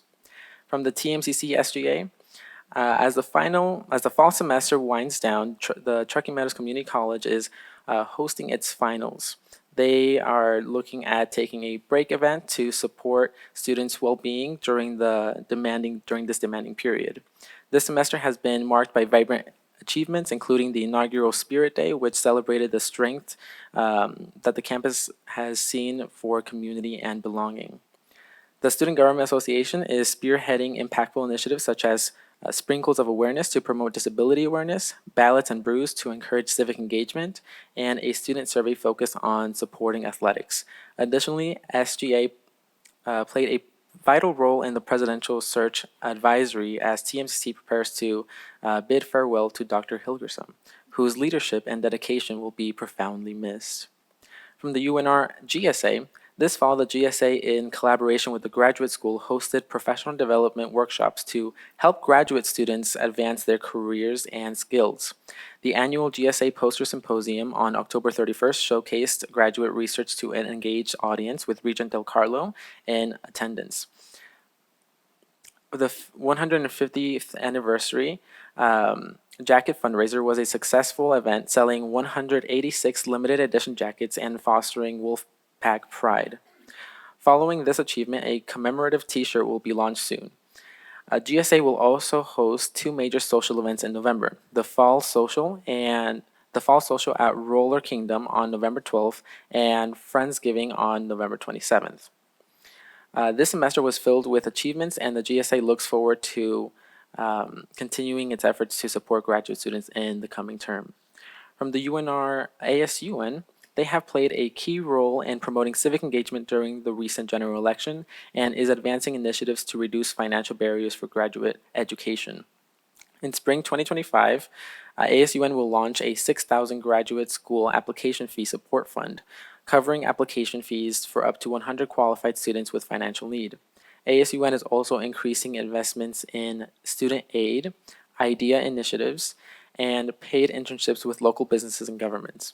In November, the ASUN Senate approved several resolutions, including support for the academic success fee increase, the indoor field house project, and a counseling center fee adjustment, while opposing the Nevada Fit course fee increase.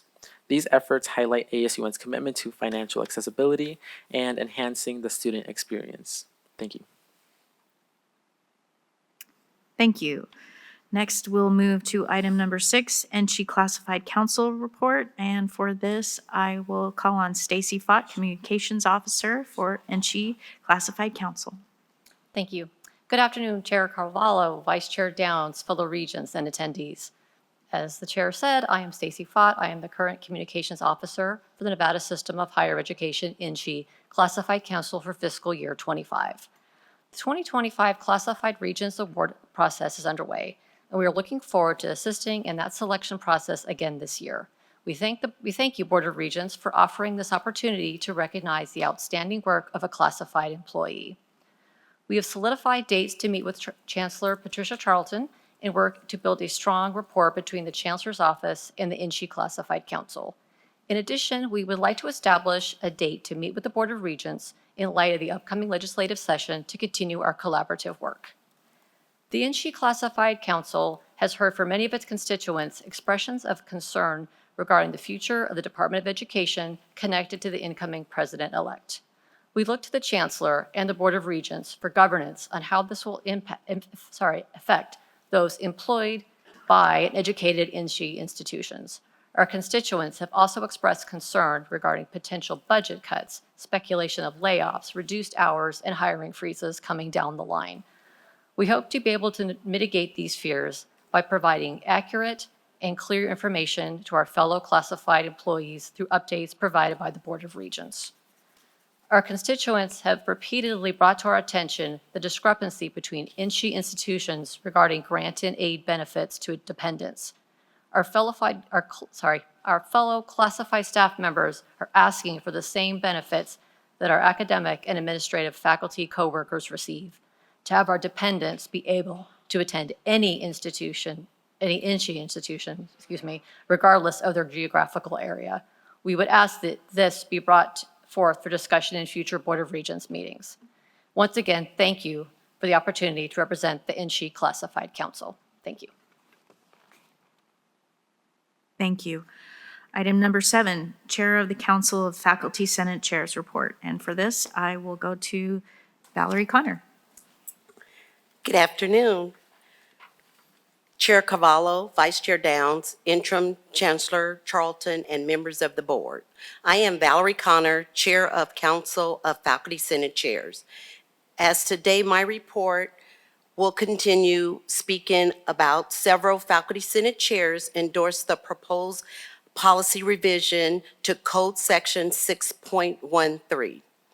Amendments to the Title IV, Chapter 4 on collective bargaining, although not all Faculty Senate chairs agree with the proposed code changes.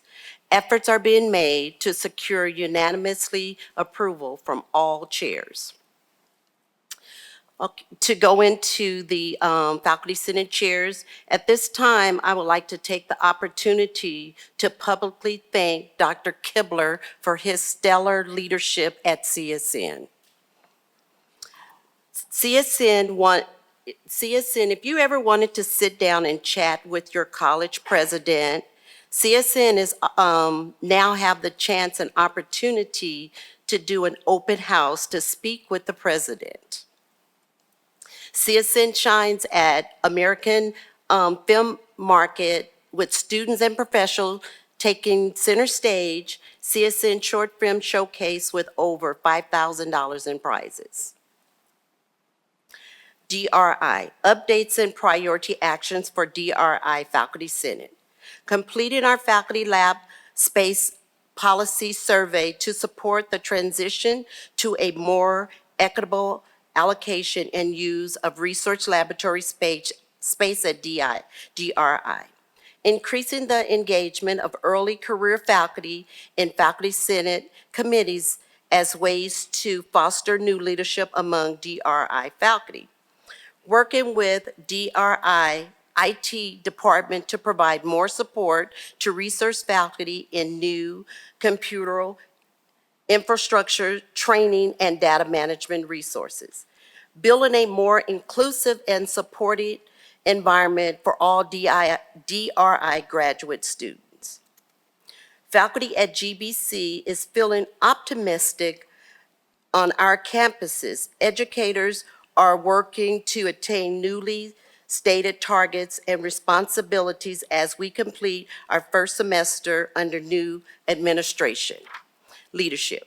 We are researching ways to increase professional faculty participation and representation in our Senate. Compared to past years, the faculty is more involved and recognize wanting to enrich the GBC experience for all. Nevada State University has continued our work on improving shared governance.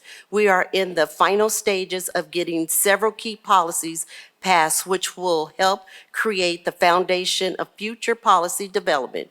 We are also evaluating our current faculty senate structure to ensure it's best represents all the faculty here. The Faculty Senate of Truckee Meadows Community College has launched various initiatives. We're working on administration on a way to authenticate the identities of remote education pupils. We are using a revolutionary remote testing method to serve our distance education students at no additional cost while maintaining academic integrity. We thoroughly reviewed our existing faculty senate bylaws and made the required adjustments. Our existing merit system is a significant factor, with professors expressing a support for merit reform in a recent polls. As a result, our professional standards and salary benefits and budget committees are working closely with the administration to develop appropriate suggestions. We examine and amend tools for evaluating counselors and librarians to ensure that they are in line with assigned responsibilities.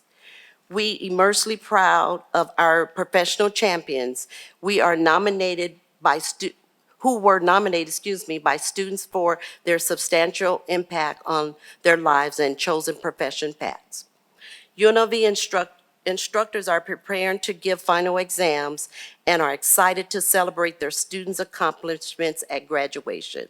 The calamity of December the 6th, 2023 continues to haunt many people. The memorial group has been working to remember this incident. Morals have been installed at BEH, and those of us who have lost colleagues will meet in the morning for a unity walk at the Alumni Amphitheater, where we will gather at a campus community. We will gather as a campus community on Friday at 11 a.m. to honor the day. Rebel support building solidarity and our assembly will strengthen our bonds. President Whitfield has shown a significant commitment to ensuring that the institution has adequate resources. The faculty of the University of Nevada, Reno is preparing to announce the newly established Faculty Liaison for Academic Standards, a position designed to strengthen our efforts to maintain academic integrity in the face of ongoing challenges posed by the advancement and application of artificial intelligence. The ad hoc committee on academic standards is currently recommending that the academic integrity policy in the University Administrative Manual be revised to better accord with the procedures of our peers and aspirational institutions. We are working with our administration to develop the best recruiting procedures, carefully assessing the involvement of instructor on research committees in the evaluation of research materials. The Rules and Code Committees has cataloged all sections in the University Administration Manual that are improved to faculty rights, as well as prospective revisions and suggested upgrades to align our manual and university rules. Western Nevada College is delighted to provide various updates that highlight our outstanding efforts of our faculty.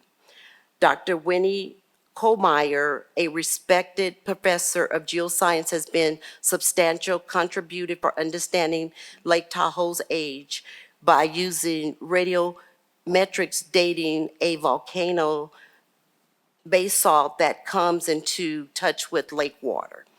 Dr. Rebecca Beavis, a psychology professor, and her son, Alex, were featured in the documentary To Die, which examines the behavior efforts of food color on children. Alex Street, an automotive instructor, increased his student educational experience by leading a tour of Carson City Toyota. Dr. Tom Herring, director of Jack of Davis Observatory, presents digital imaging devices, what, why, and how at a public event. Instructor Nigel Harrison and Martin Smith are attempting to create a 9-hole disc golf course on the Carson City campus. This project demonstrates faculty dedications to boost student and community well-being through outdoor activities. Thank you. This concludes my report. Thank you. So we'll move on to item number 8, Chancellor's Report, and I'll turn it over to Interim Chancellor Patricia Charlton.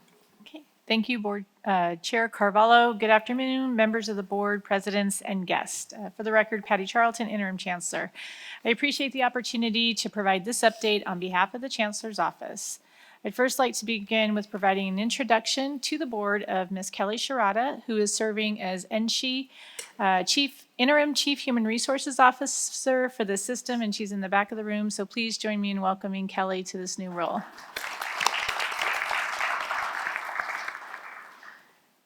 Also wanted to say and extend a welcome to Regent Gokachia. It kind of has a nice ring, don't you think? We appreciate your joining the Board of Regents and your many, many years that you have demonstrated your commitment to education and service in Nevada. We look forward to working with you in this new capacity. Following the last quarterly meeting in September, our office has been engaged in preparation for the 2025 legislative session and working with the governor's office in particular. In October, campuses provided tours and overview of budget requests to the Legislative Council Bureau staff as they visited each of our institutions. Working with the Vice Chancellors and Alejandro Rodriguez, our Director of Government Affairs, we continue to prepare for this session and to support the board, the system, and the institutions in this upcoming legislative time, specifically in the areas of new legislation, legislative changes, and of course, the budget. We are committed to providing effective communication to the board, to our presidents, and to all of the stakeholders. Over the past several months, I have also had the opportunity to work in support of the efforts of your board office on the launch of the initial phase of the search processes for CSN and TMCC presidential searches and your chancellor search. Thank you, Chief of Staff Nugladewski and the search chairs Regents Brown, Del Carlo, and Brager for your hard work and the commitment to these very important processes. Our office also continues to navigate policy and process development, including the Title IX policies as shared earlier today in audit by Senior Deputy General Counsel Linda King. Also, with the progress that we are making on strategic planning, which has been led by Vice Chancellor Archer and his entire team in the academic and student affairs area.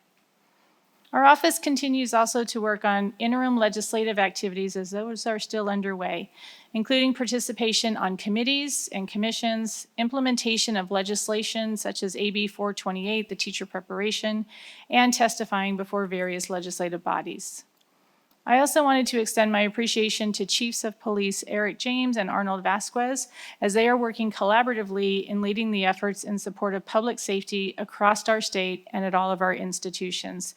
I want to thank them for their leadership and their co-chairing the efforts of the Chancellor's Ad Hoc Committee, and we look forward to the March meeting where we'll be bringing forward policy revision to you. President Whitfield, thank you so much for you and the entire team at UNLV for hosting this week's meeting. We appreciate the university's gracious hospitality. As we approach the anniversary of the tragic events of December the 6th, as a proud UNLV alumni and student, we stand with you in our support. Our heart goes out to the families of those lost and impacted by the act, that horrible day last year. And also our condolences to the Tarkanian family on the loss of Regent Tarkanian. She was a leader in our community for decades, and even prior to the opportunity to work with her as a regent, I had the unique opportunity, as I was fortunate when she led the effort to put a fire station at the CSN Charleston campus. I think one of the few community colleges that has a fire station on it. Her passion for education and public safety is just one example of the endless list of her lifetime commitment to public service. Chair Carvalho, that concludes my report. Thank you. Well, the next item is board chair's report. So much of what we do, we all do together, and so many others have already said the things that I wanted to say, but some of them bear repeating, so bear with me. First, I'd like to say congratulations to Regent Del Carlo for your hard-fought win on the ACCT board. I know that that was very important to you, and I know that you worked very hard on that, so congratulations on that. And also, I wanted to give a personal welcome to Regents-elect Batista and Fernandez. I believe they have been in attendance. I know I see Regent-elect Batista in the audience now, so I just want to welcome them and wish them the best of luck on the board. Also, as Regent Del Carlo said, I want to remind everyone that's on the board to please complete the ACCT survey of community college trustees. I'm happy to share that that link to the survey for you. It's quick, and it's an opportunity to give your voice, lend your voice to this industry as a whole, and to make ACCT advocate on our behalf and make sure that that we have that very strong voice out there. So please do that. I'd also like to reiterate that I had the unique honor to recommend Regent Gokachia.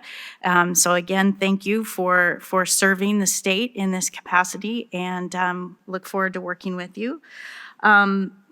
As many have mentioned, I've enjoyed so many different events on our campuses, so I won't list them all, but I truly appreciate all the time that I get to spend on each of our campuses.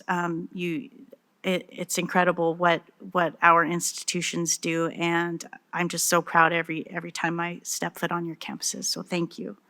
Also, we've got, as everyone knows, 3 searches underway, so I want to give a shout out to Chief of Staff Carrie Nikolajewski for all of your hard work. The 3 searches at one time is a lot to juggle on top of everything else going on, and you and your team are doing an excellent job, so thank you. And I also like to thank the chairs of those committees, Regent Brager, Regent Brown, and Regent Del Carlo, for your service on those. And lastly, as we end the election season, and now we go into the legislative session, there's a lot of planning on the part of NSHE, and especially Chancellor Charlton, and we've spent a lot of time talking about that, and that includes, as she mentioned, the budget, also strategic planning that will come forward later, and I look forward to that robust discussion. So with that, that's the end of my report. So the next item is item number 10, the consent agenda. So these items can be taken as a whole unless any members of the board would like to take any out individually. And before I ask or open it up for any comments or to pull any specific items, I would like to give this opportunity to Vice Chair Downs to make a disclosure. Thank you, Chair Carvalho. This is specifically in regards to, I believe it's 10H. which is the code amendment policy on unlawful discrimination and harassment complaint procedures. It's because of my status as an employee of the system. So pursuant to NRS Chapter 281A, I hereby disclose I am an employee of NSHE at Western Nevada College.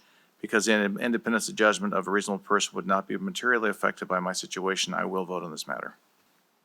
Thank you. Thank you. I'll open the floor now to any regents who would like to pull any items specifically to discuss or vote separately. This is Regent Brager. I'd make a motion if there's nothing that needs to be held. I'm adding that to it so that we can do that. Adding that if there's anything that needs to be held, item 10A to 10H, if there's nothing held, if there is, we would adjust that motion for acceptance. Thank you. Did you second that, you said? No, Oh, I'm I sorry. wasn't seconding that, sorry. Okay. Sorry, Chair. So there's a motion on the floor. Is there a second? Second. Okay, so I have a motion from Regent Brager to accept the consent agenda items 10A through 10H, unless there are any that Regents request to take out. And I have a second from Regent McMichael. Chair? Yes. Regent Brooks for the record. Yes. I've got one item that I think should be pulled based on notoriety, and that's 10C.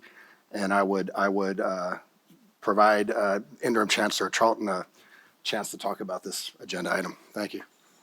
Thank you, Regent Brooks. Thank you very much for pulling that out. And I will turn the floor over to Chancellor Charlton.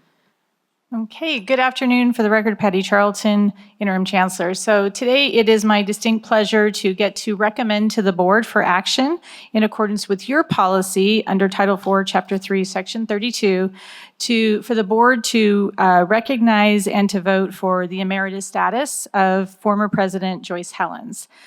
During her tenure, President Helens led the institution through challenging periods of time, navigating and supporting students, faculty, and the community during COVID. Also under her leadership, she forged effective and collaborative relationships at all levels of the state of Nevada, including with our NSHE institutions, the governor's office, as he wrote a wonderful letter of support, but also for business and industry. She has been honored through the prestigious Phi Theta Kappa International Shirley B. Gordon Award of Distinction. And so today I want to also just recognize her accomplishments in her funding or the development of the institution through the Winnemucca campus and the William Pennington facility, which also won the Cashman Good Government Award, establishing the Mining Center of Excellence, and then also the welding lab renovation and construction support. So it is with my distinction and honor to get to recommend to you to please vote in the affirmative for the establishment of Joyce Helens as President Emeritus at Great Basin College. Thank you, Chancellor. I went out of order a little bit, so I'd like to go back and just request, so we've taken out 10C for vote separately than the rest. Are there any other items that anybody would like to take out? Yes, Regent Del Carlo. I don't want to take anything out, but is this appropriate time to comment on any of them? Can we do that? Yeah, sorry, the Special Counsel Chris Nielsen, yes, I believe, correct me if I'm wrong, Chair, there's an amended motion on the table right now, which would include everything but 10C, Right. correct? So I believe, Regent Del Carlo, if your question is this the time to comment on everything but 10C, the answer would be yes. Okay, thank you. I just went through them, and I just want to say on 10B, in the past, we've been asked if we wanted to be on some of this stuff. I just didn't feel it was very open or transparent. It would just be nice to be asked. And then 10C, when we get to that, I have a comment. And then on 10F, when I had my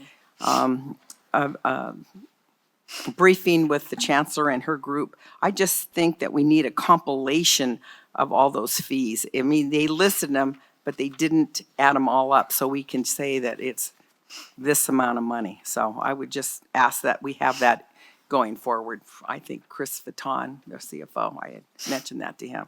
So that's all I had until we get to see. Thank you. Madam Chair. Thank you, Regent Del Carlo. Is that you, Regent Boylan? Yes, ma'am. Yes, please go ahead. Excuse my voice. I've got a bad flu. I agree with Regent Del Carlo on 10B because if I remember correctly, I had spoken to you about being appointed to this board, Springs Preserve Board. And I find it very strange that you would just choose yourself and not give the other regents a chance to do something on one of these boards. So I agree, we really need to be told, or at least given the chance to say something about it. I'm not going to pull it, but I just felt you should know. Thank you very much. Thank you. Sorry. That's quite all right. I hope you feel better. Thank you for your comments on that. Thank you, ma'am. Thank you.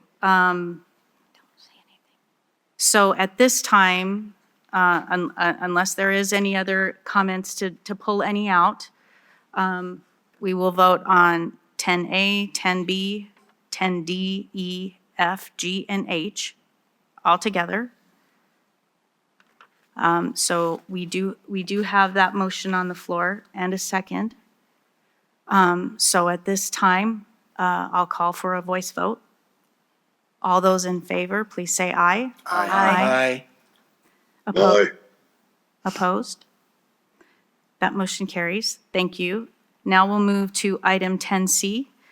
And Chancellor Charlton has already given testimony on that. And this was pulled out at the request of Regent Brooks.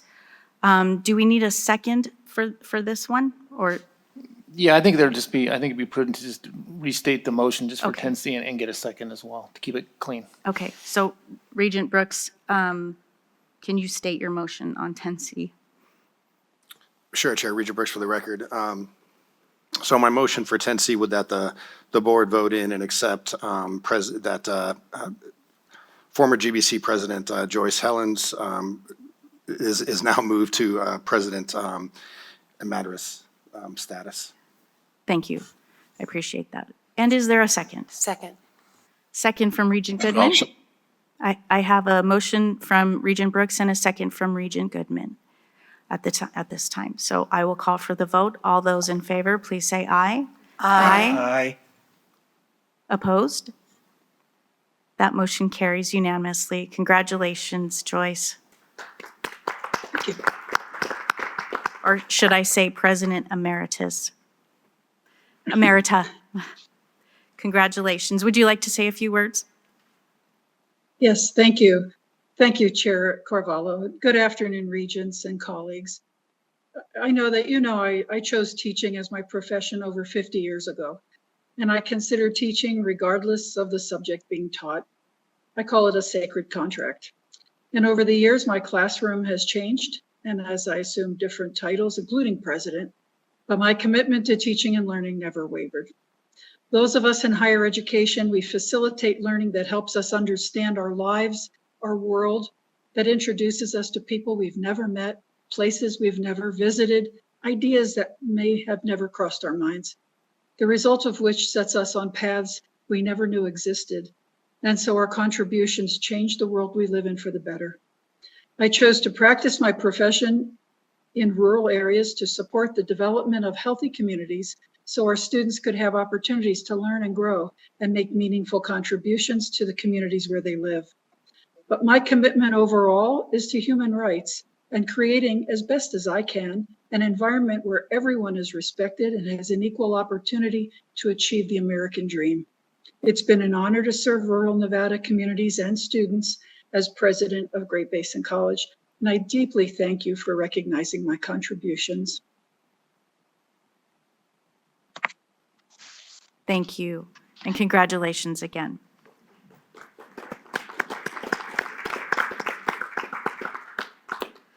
Next, we'll move on to item number 11, Code Amendments, Policy of the Board of Regents Decision on Appeal, Stage 5 Appeals, and Sanctions and Procedures available when sexual harassment is alleged, DRI. And this is for information only. And for this, I will go to Chief General Counsel James Martinez. For the record, Jimmy Martinez, Chief General Counsel. This item, Chair, as you mentioned, this is a policy proposal for information only today to amend Title 2, Chapter 6, Section 6.13.2, and the DRI counterparts found in Chapter 8. So currently, what I want to do in this presentation, and I'll try to keep it short because I want to leave time for questions and any input from Faculty Senate. But I want to go over the current process, explain a little bit of the history that has happened since this process was originally adopted, and kind of tell you where we are today. So the current process, as some of the regents may remember, if you've been through it, what happens is there's plenty of due process that happens throughout the process in Chapter 6. There's a hearing process, and that hearing results in a recommendation to the president. The president's decision can then be appealed to the Board of Regents. What this currently means is when there's an appeal that comes forward to the Board of Regents, the board is provided a record on appeal of all of the decisions and records that went to the president for the president's decision. When the board hears it, the board must open it in a public session. Then the board must move into a closed session to hear the appeal. At that time, the regents can ask questions, but the regents are not permitted to deliberate in closed session in Nevada. So what that means is, and you cannot make a decision. So what that means is you have to hear the appeal in the closed session and then return to the open session to deliberate and act. But you can't discuss any of the confidential facts and circumstances that you learned in the closed session that would be necessary to discuss in any type of effective deliberation. So that's the process that we have been working with for the better part of 20 years. So how did we get here? In 1971, the board adopted in its first code the AAUP recommendation that these types of terminations go to the board. What happened since 1971 was changes in the open meeting law. Those changes really started to take effect in the 90s and continued over the years to become more and more restrictive. So how that's different than other states that do this is, when we look at a state like Michigan, Michigan is one of the few states that are, like us, a constitutionally created board. And they're subject to open meeting law, and they have their appeals go directly to their Board of Regents. The difference is that their open meeting law not only allows them to go into closed session for these items, but it allows the deliberations to take place during closed session. So that's a key difference. Without going into all the nuances of open meeting law and the opinions that have come out of it over the years, that's the key difference here, and that's why it's so much more complicated for an elected body in Nevada to hear these types of things in closed session. So what this process does is this process proposes that instead of it going to the board to hear the appeal, it goes to the chancellor in consultation with the chair of the Board of Regents. Now, I'll tell you that this is not something that we as administration are doing in a vacuum. We've been in constant collaboration with the Faculty Senate, and I not only have been discussing with Faculty Senate, but I think it's very important that this board take Faculty Senate's sentiment into consideration when this comes back. As of today, not all the Faculty Senates have voted on this item, so we don't know where everybody officially stands. I know WNC, at least, Faculty Senate, has come out where they are not in support of this change. So moving forward, this will likely come back to the board in March. And between now and then, we will continue to work with Faculty Senate and see where it goes from there, and I'm happy to answer any questions. Thank you. I'll open up the floor to questions. Regent Del Carlo? Thank you, Chair Carvalho. In my time on the board, I've sat through, I think, 3 or 4 of the Chapter 6. And that's only been since 2017. And I know you've been in the system probably a long time, but has there ever been a time where, under the current process, that the Board of Regents reversed the decision of a president? That's my first question. Not that I know of. As far as in the last decade that I've been here, it has never happened. I've researched before that and talked to people, and I can't find any evidence of the board actually reversing anything in recent history that we can find. And I think part of the reason for that is when, and as you know, sitting through a few of these, when you go into that closed session and then you come back out, it's just very hard to have a substantive conversation and deliberation about the facts and circumstances without mentioning any of the confidential information you learned in the closed session.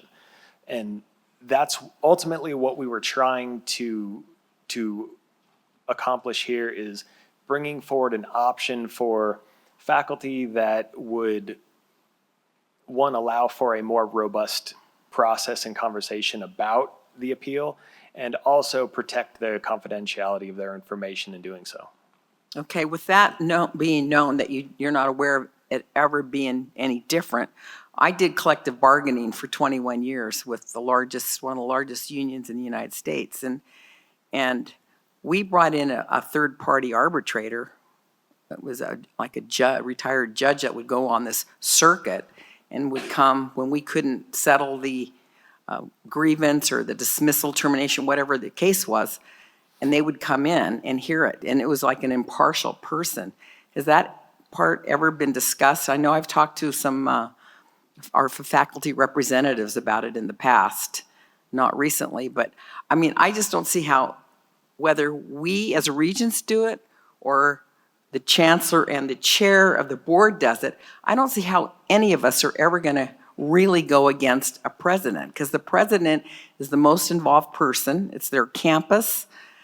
They're driving and the charge, and they know the processes and all the backstories that we don't know in a 1 or 2 hour session. So, I mean, I'm not going to support this as it's written, because what difference does it make if it's the regents or if it's the chancellor and the chair? I mean, I don't want to give away any of our, quote, power or authority.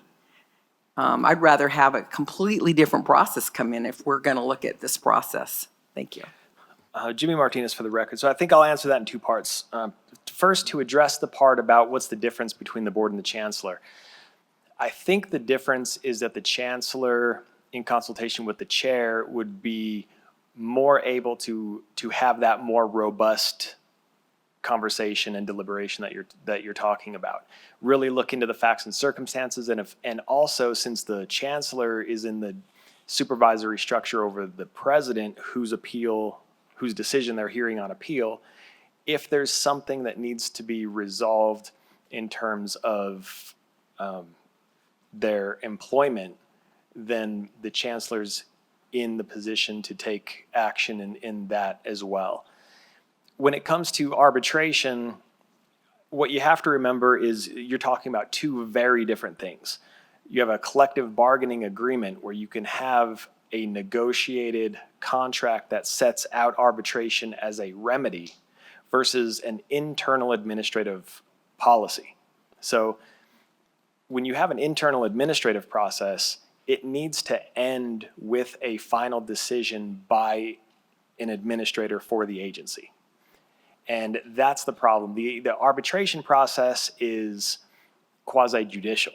So that is something that can happen after. So it's in the employee's best interest that the administrative process end at some point so they can seek the next level of review, whether that be EEOC, litigation, whatever it may be. But none of that can happen until the administrative process is final. They haven't exhausted their administrative remedies. So you want to make sure there's plenty of due process, which there is in our hearing process. But what you don't want to do is make it so robust that the process continues at length and it drags it out to where they could be waiting, a year and a half, 2 years before they can ever get to a judge.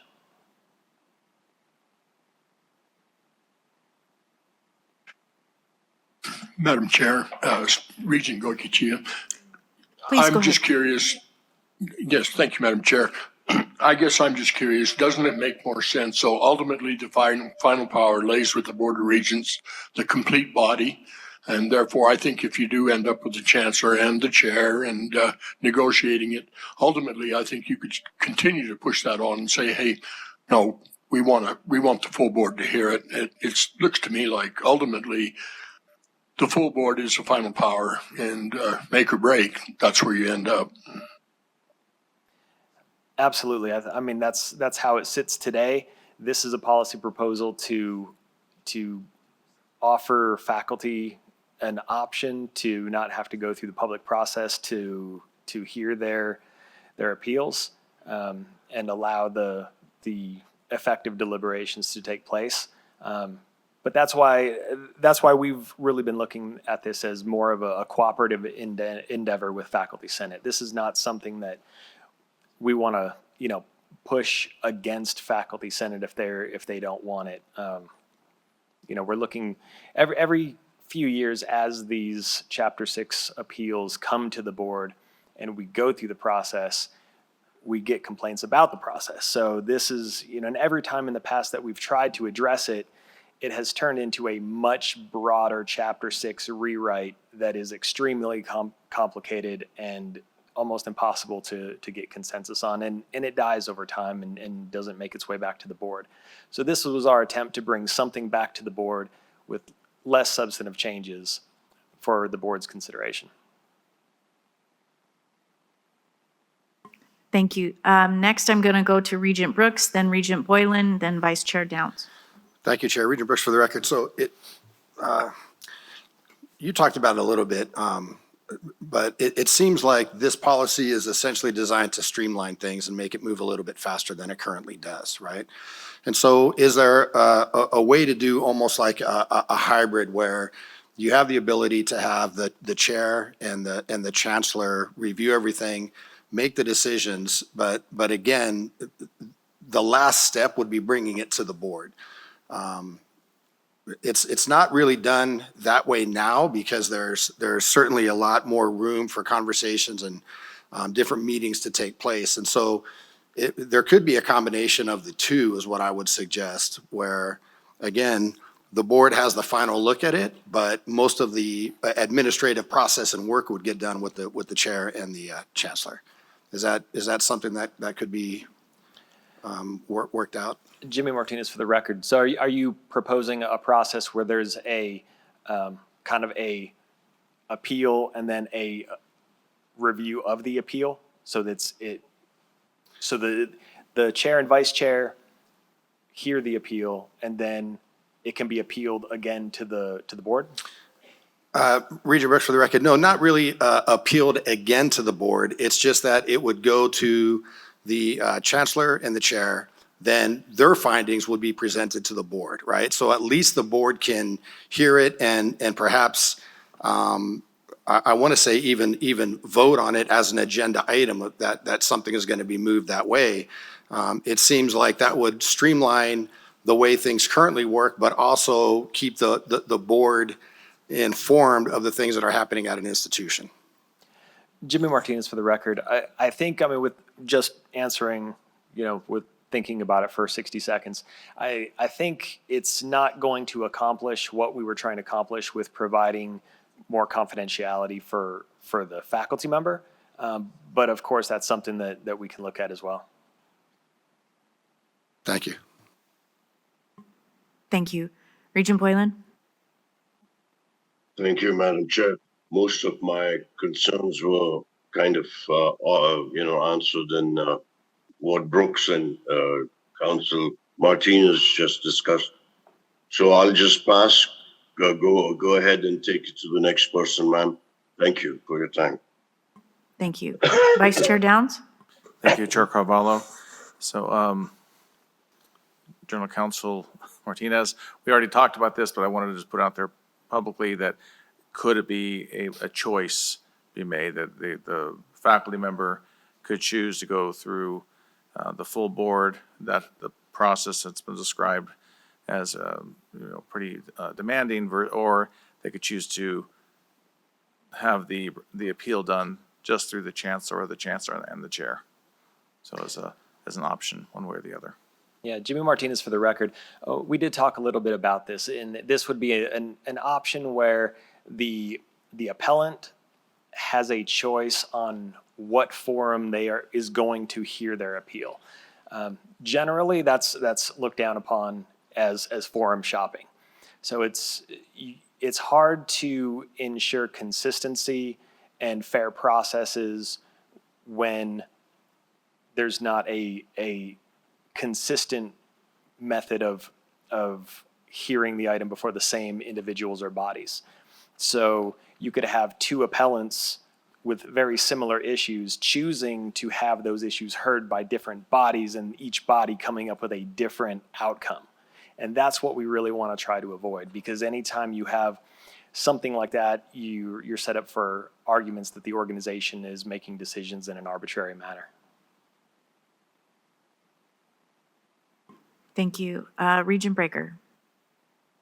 Is this a reoccurring like all the time, or how many times approximately are we looking at this situation would arise? Jimmy Martinez for the record. Right now, the way it currently sits with appeals going to the board, we usually see 1 to 2 every couple of years. So it is not something that we see very often. This past year, there were 2 that were filed, and the appeals were filed, but they were withdrawn right before posting. And what that tells me is faculty are reluctant to go forward with the appeal because they don't want their name and the issue going on a public agenda. So that's part of the consideration. The evidence is there that this is a concern for faculty. There's no perfect process, though. I think no matter which way this board chooses to go, there are going to be benefits and detriments to either way. So I think that's why I recommend, this in the spirit of shared governance should definitely be done under with the input of Faculty Senate. So a follow-up to my question then, where did who decided on this change? So this change was something that we have talked about with the general counsels for years. But like I said, every time we started down this path, it turned into a more robust rewrite of Chapter 6 that becomes almost impossible to carry over the finish line. So what we did here is we were trying to make the least amount of substantive revisions to accomplish this goal and bring something before the board for your consideration. Okay, thank you. I'm not certain what I think yet. I think I agree with Regent Brooks, but. Yeah, and this is information only today, so I would like, when we do come back, you'll be able to hear more from Faculty Senate based on their votes and where we stand. Okay, I think that would be extremely helpful. Yeah. I'm going to go to Regent Arascata and then to Regent Del Carlo. Thank you, Madam Chair. Mr. Martinez, in the past, following a closed-door session, were there any open meeting law violations by regents when they came back to discuss the closed-door session? Jimmy Martinez for the record. There have been no open meeting law allegations that I'm aware of. Thank you. Thank you. Regent Del Carlo.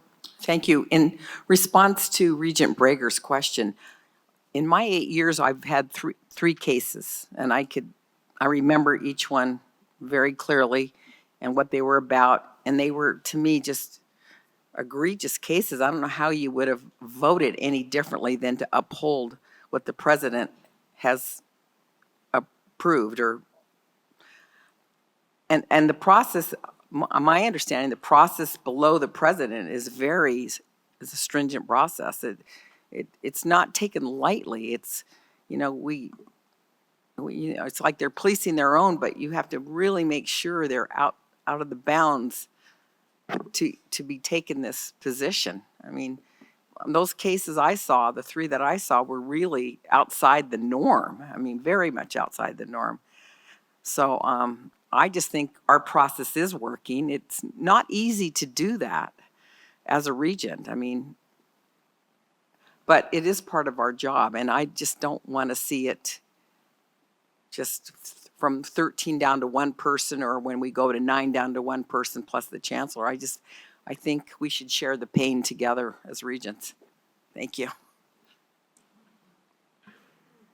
Thank you. Well, I'll just add a few comments. I believe I've maybe I've done the same 3 that Regent Del Carlo has been involved in. I'm not sure, 2, and they are difficult. They're I would say they can be confusing because you go into this closed session and you can only do certain things, and really even in your own mind do certain things, and then come out and do different things. And so when this came forward to put on the agenda, I thought this is a good idea because we need to have this conversation about it. It's, we come out of those chapter 6 deliberations and we're like, wow, that's just tough. I mean, anytime that you're making a decision on somebody's employment status is tough, no matter what anyway. And at first I thought, well, maybe this is a good compromise. But I also realized that, that AAUP has their standards that say that the ultimate appeal goes to the board of, however it's called. So I thought that was very important for me to consider. And I said several times to General Counsel Martinez and Chancellor Charlton, we really need to make sure that we hear from faculty. This is who this affects more than anybody. This is it. That's the point of it. So it was really important to make sure that we had their input in it. So I think it's I think it's important for the board to consider where we are with it, and it's important to hear from faculty in a shared governance setting such as this. So I look forward to hearing from more faculty senates from each of our institutions, and I'm open to where we go next on it. I think that this has been probably the most discussion we've had since I've been on the board about it, and so I thought it was worthwhile to bring this forward for discussion today. Thank you. Yeah, and Jimmy Martinez, for the record, I'll just leave you with one thought. We don't know what the right way to go with a policy like this is, and like the chair said, it's just been a long time before the board has had this conversation in a public meeting, and what we don't know what we don't know are the reason why the Chapter 6 appeals that this board sees so egregious, because it is only those cases that the appellants are okay with it ending up on a public agenda? And are there other cases that should be being heard that the appellants are more conservative and do not want it to show up on a public agenda? I don't know the answer to that. I suspect there are some out there, but I think that's the key question here, and that question can only be answered by Faculty Senate. Thank you. Thank you for that presentation. Hearing no other comments, we will move on to item number 12, fiscal year 2026 annual salary schedule update. And for this, I will go to Chancellor Charlton. Okay, good afternoon again. For the record, Patty Charlton, Interim Chancellor. I'm going to be joined this afternoon by Kelly Sharada, Interim Chief Human Resources Officer for the system. As you might recall, last fall, the board made a policy revision change to Title II, Chapter 5, Section 5.5. And so within that policy revision, in the years in which a comprehensive salary schedule review is not completed, which it is done every 4 years, and we'll be doing that in FY26, the policy states that a recommendation from the Human Resources Advisory Council will be made on any changes to salary schedules for the system. That recommendation comes forward by October 1st of each year and then presented to the board at this December meeting in order to be effective for the following July. And so today we are recommending, the Human Resources Advisory Council is recommending a 4% salary schedule adjustment. And so I do need to be clear, this does not represent a 4% salary increase, but it is a change to the schedule. And so it reflects cost of living adjustments, and it helps to ensure that our salary schedules are moving forward, and so that will help with initial placement of future hires. And so the only individuals that may be impacted are those that would fall below the salary schedule on that July 1st date, which is very minimal, especially in the year like we are coming up into on July 1st of 2025 as a result of the 11% COLA that was just implemented. There may be a few, and we will be certainly able to identify those impacted at the time of the implementation. And so with that, I'd like to turn it over to Interim Chief Human Resources Officer Kelly Sharada to talk about the process that the Human Resources Advisory Council took. Thank you, Chancellor Charlton, for introducing this item, and I want to thank the board for the opportunity to present my first agenda item as a new member of the NSHE team. Thank you. The board previously approved the recommendation of the Human Resources Advisory Council, I'll call HRAC, as we move forward, to apply consistent percentage increase to all published schedules for the years between the 4-year studies. Since this year is one of those years, HRAC met earlier this year and reviewed the market data. In accordance with NSHE policy, HRAC recommended for possible action that the schedules be increased by 4%. The NSHE salary schedules are developed based on market data, and HRAC has employed a market-based approach to make a recommendation for updates to the schedule, again for intervening years between the 4-year studies. So how do we get to the 4%? The upcoming 4-year, how do we get to the 4%? So the two sources of data that were utilized to develop this recommendation were for CUPA and AAUP. CUPA, the College and University Professional Association for Human Resources, is the recognized leading data source for higher education. Several NSHE institutions participate in their annual salary surveys alongside approximately 1,300 institutions around the country. The data provides comprehensive salary data on administrative and academic salaries. The American Association of University Professors, AAUP, Faculty Compensation Survey gathers data from institutions across the United States and publishes results each April. Their respondents include approximately 900 institutions, surveying 370,000 academic positions. They take a unique approach in their survey to control the quality of their year-over-year analysis. Unlike most salary surveys, they ask the respondents to look at the same group of positions year over year. New hires are excluded and a position is removed if the incumbent left the position. They publish an annual report on the economic status of the profession with year-to-year pay changes. These associations, the reports from the associations are dated spring 2024, and they're based on November 2023 data submittals. Cooper provided that the average rate of increase for administrative faculty is 4.2%, and AAUP reported the average rate of increase for academic faculty is 3.8%. So we arrived at the number of 4% by an average of those two. The upcoming year is our 4-year salary survey, and it will be due in 2025. We'll be working on that process in early next year, just a couple weeks from now. The result of an approved recommendation would be in accordance with NSHE Code Title II, Chapter 5, Section 5.5.1c, and would then multiply every figure on the published schedule, including minimum, quartiles, and maximum by 1.04 to publish the revised schedules effective July 1, 2025. These revised schedules will be published for use in hiring beginning in spring 2025 for newly hired academic and administrative faculty with hire dates on July 1, 2025 or after. Increasing professional salary schedule ranges may result in higher initial salaries across NSHE, and adjustments for any individual whose current higher salary falls below the relevant updated salary schedule minimum will be resolved. Thank you. Thank you. I'll open up the floor to any regents who have questions. Regent Brooks? Thank you, Regent Brooks, for the record. That was a great presentation. I just want to make sure I heard you correctly.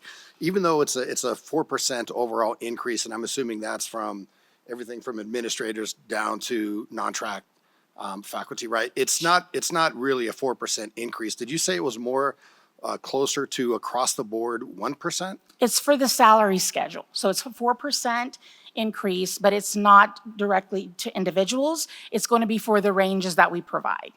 How would that affect institutions who are already swallowed up a little bit by the increase of the COLA? That's a great question. That was provided. I would ask some of the institutions to respond to their specific needs related to that. We did meet with HRAC, and this conversation did come up. They did not have concerns related to that. They felt like this increase would be fair and not pose any challenges related to that. But I would revert back to the institutions to speak directly to that. And then also, just for the record, Patty Charlton, Interim Chancellor, this really, because it is an adjustment to the salary schedules, anyone that is currently within the system is not below the salary schedule. So it would probably only impact a few people that may have been a newer hire. And so it should be minimal overall throughout the system. And so the impact on financial resources to the institution should be, again, just minimal. But again, if we want to pull some of the HRAC folks or business officers, we could. Yeah. Thank you, Regent Bush, for the record again. I'd be interested just a little bit in terms of, especially I know that our two largest institutions took a pretty decent size hit when we approved COLA at their request. And so I don't see President Sandoval right now, but President Whitfield, did you want to just weigh in on terms of like what type of fiscal impact will this have at your institution? For the record, Keith Whitfield, President of UNLV. Thank you very much for that question, Regent Brooks, because I'm trying to figure out how to display this. First and foremost, that 4% increase is very necessary to try to be able to be competitive in hiring new people coming in. We've been behind for a long time, and so that's needed. That was kind of what the COLA was trying to do, is to get people up to where they should be, and then this is to get people who are going to come in at a different level, if I understand that correctly.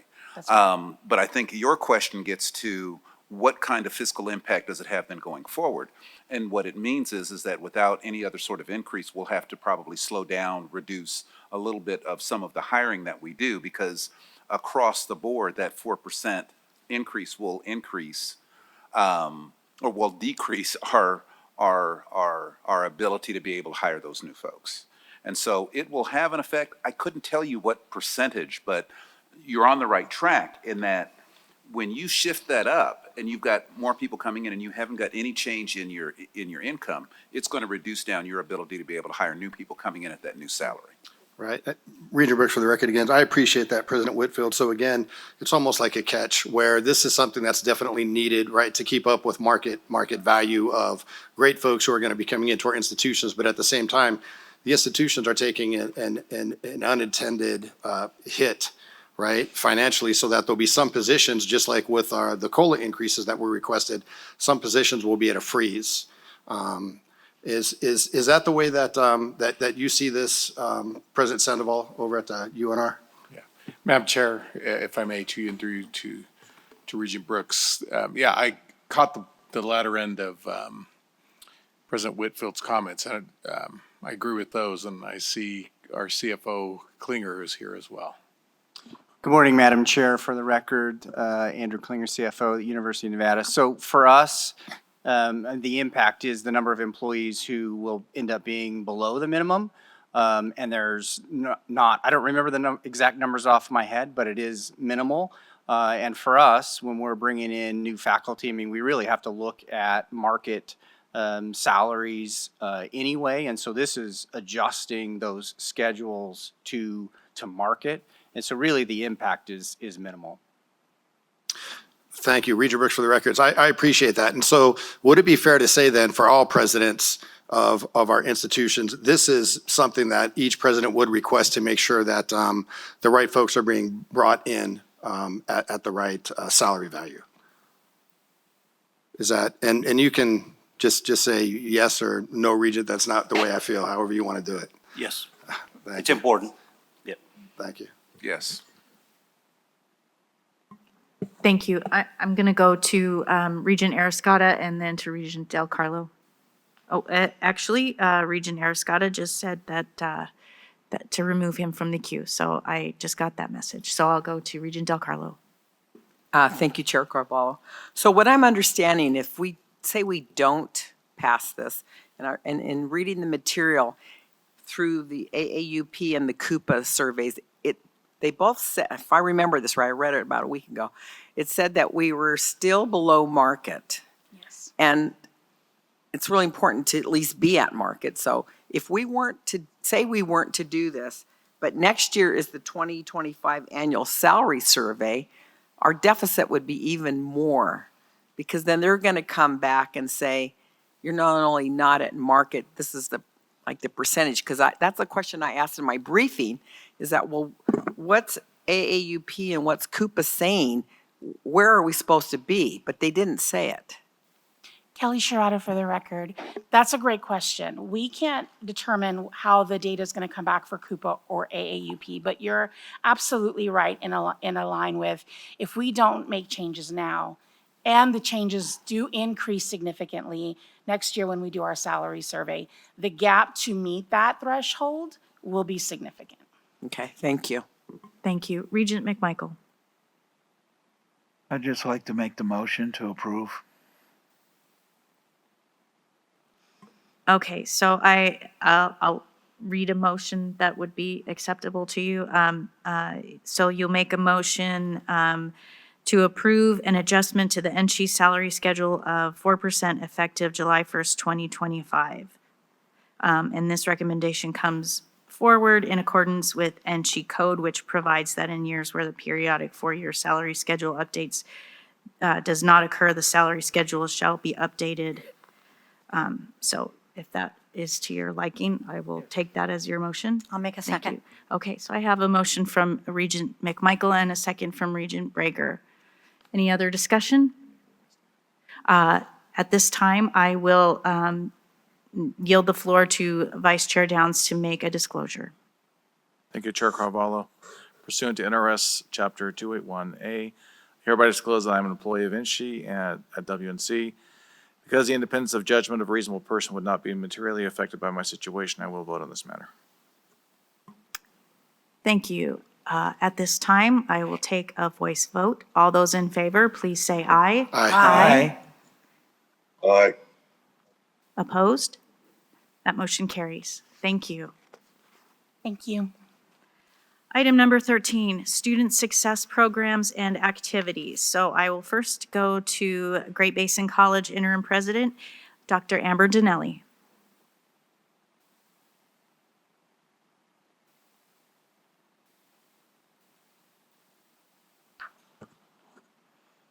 Good afternoon, Chair Carvalho, Vice Chair Downs, and distinguished regents. For the record, I'm Dr. Amber Dinelli, and I'm the president at Great Basin College. At Great Basin College, our mission is to transform lives through education. And at the heart of that mission is our unwavering commitment to student success. Today's presentation showcases the resources, initiatives, and partnerships we have in place to support our students achieving their goals. It also reflects the collaborative effort of our faculty, staff, and community to create an environment where every student has an opportunity to thrive. As we explore these highlights, I encourage you to think about the role we all play in empowering our students to succeed, because their success is our success. I will be sharing a video that captures the essence of what makes Great Basin College so special. This video highlights the stories of our students, the dedication of our faculty and staff, and the transformative power of education. It's a glimpse into the heart of Great Basin College, a place where opportunities are created, dreams are pursued, and success is ignited.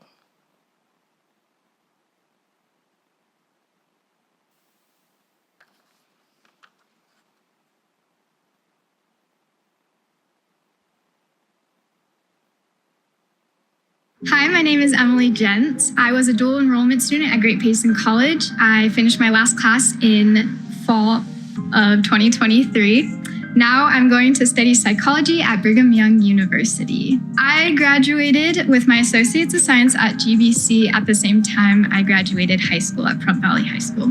Actually, I graduated from GBC earlier than I graduated from high school, but...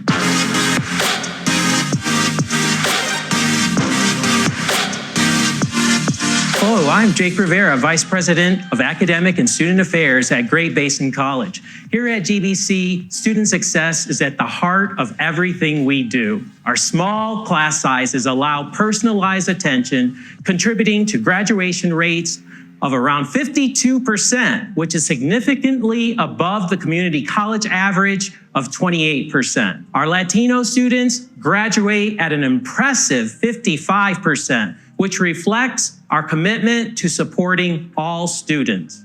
We're honored to be a part of each student's journey. I'm Marissa Sweat. I am the Director of Institutional Equity at Great Basin College. I work on our behavioral intervention team, and I'm the Title IX coordinator. I work with students, faculty, and staff to mitigate or eliminate barriers to student success. Everybody needs support sometimes, so one of the things that we offer is Better Mind. And Better Mind is online teletherapy. A lot of our students are in rural areas, and they can't necessarily go to campus, so they can access the platform wherever they are, and they can find a location that feels safe to them. Hi, my name is Devanshu Upadhyay, and I'm an international student. I'm from India, and I came to know about GBC through a family friend. So I was very curious and asked them, like, how do I get into mining industry? How do I work over there?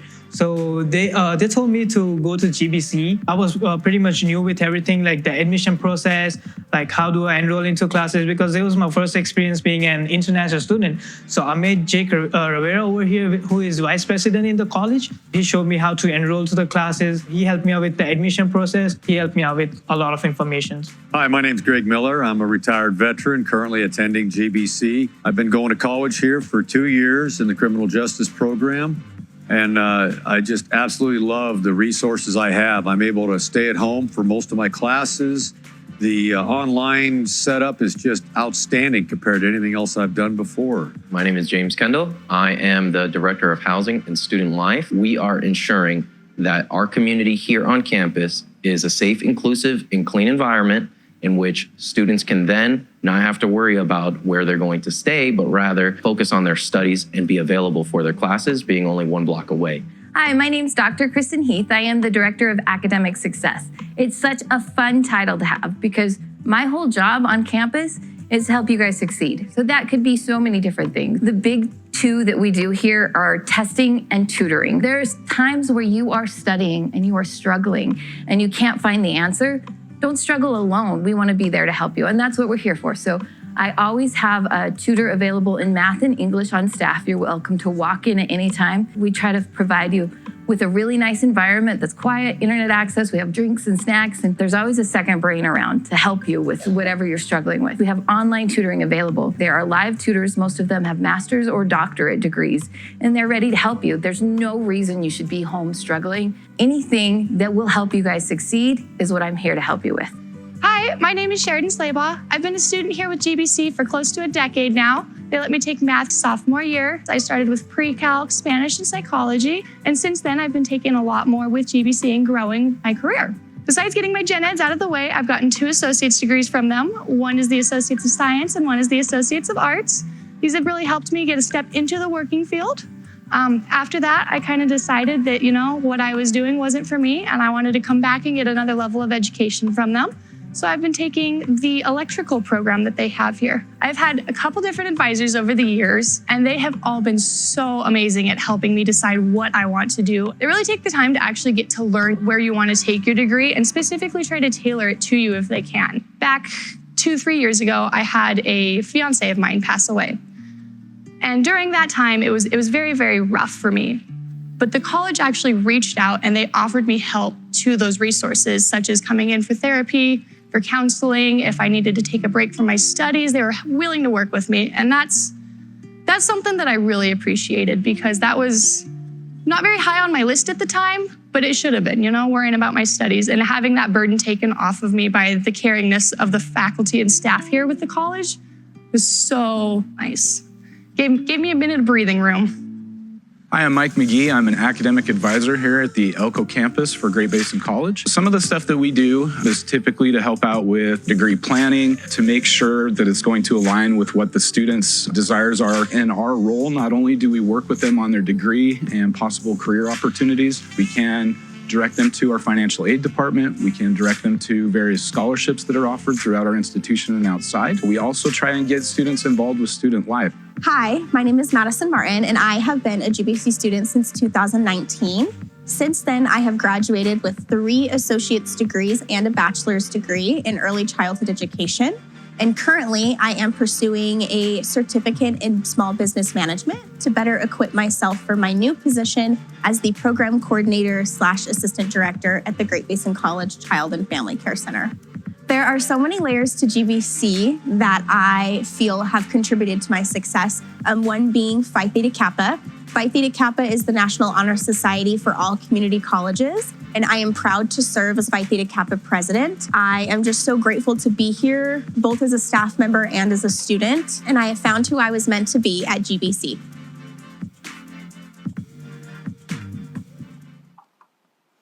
It is my great pleasure to introduce someone who truly embodies the spirit of success at Great Basin College. Carissa Senna Fadden-Wright is not only an exceptional student who has overcome challenges and achieved remarkable milestones, but she is also a leader and an inspiration to others. Her journey reflects the transformative power of education and limitless potential and hard work and determination. Beyond her own accomplishments, Carissa is dedicated to giving back and creating opportunities for her peers, ensuring that others have the same opportunity to follow in her footsteps. Today, she will share her story, the impact GBC has had on her life, and how she's helping to shape a brighter future for others. Please join me in welcoming Carissa.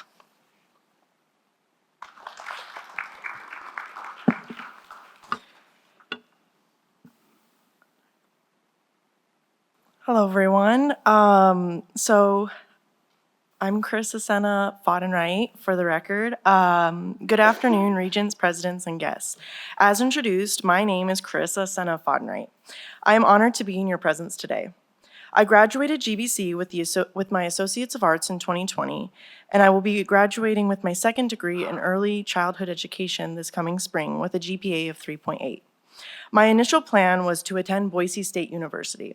However, due to the pandemic, it was the best decision for me to attend Great Basin College. And I remember the feeling of just complete disheartenment because all of those plans had been thrown out the window. But in retrospect, I know that attending GBC was one of the best decisions I could have ever made. I have received personalized support from my advisors and administrators, and I've also received an education that not only prepares me for my future career, but also my life. In 2022, I joined the Beta Beta Epsilon Phi Theta Kappa Honor Society. My involvement in the chapter has changed my life. Phi Theta Kappa unlocked my potential and set me on my pathway for success. Last year, I served as the vice president for my chapter at GBC, but as well as the regional vice president for the Nevada-California region. And in April of 2024, I was elected the Division IV International Vice President in front of 3,000 students and administrators alike in Orlando, Florida. This launched my PTK executive internship. I have addressed BTK chapters, members, advisors, and alumni alike in Phoenix, Arizona, San Diego, California, and Tyler, Texas. This experience has sparked my growth as an inspirational leader and community servant. Our chapter works in collaboration with our GBC administration on worthy projects.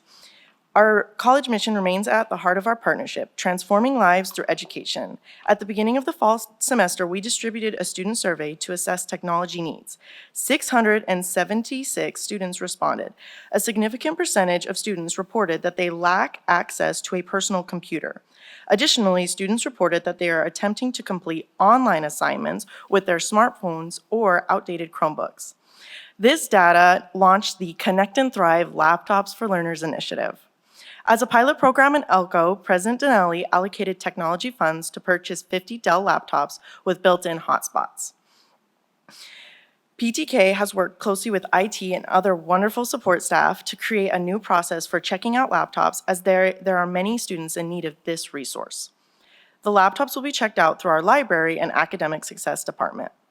In addition, our PTK chapter also sponsored a Butter Believe It popcorn sale and raised $3,000 to purchase laptop bags imprinted with the GBC logo.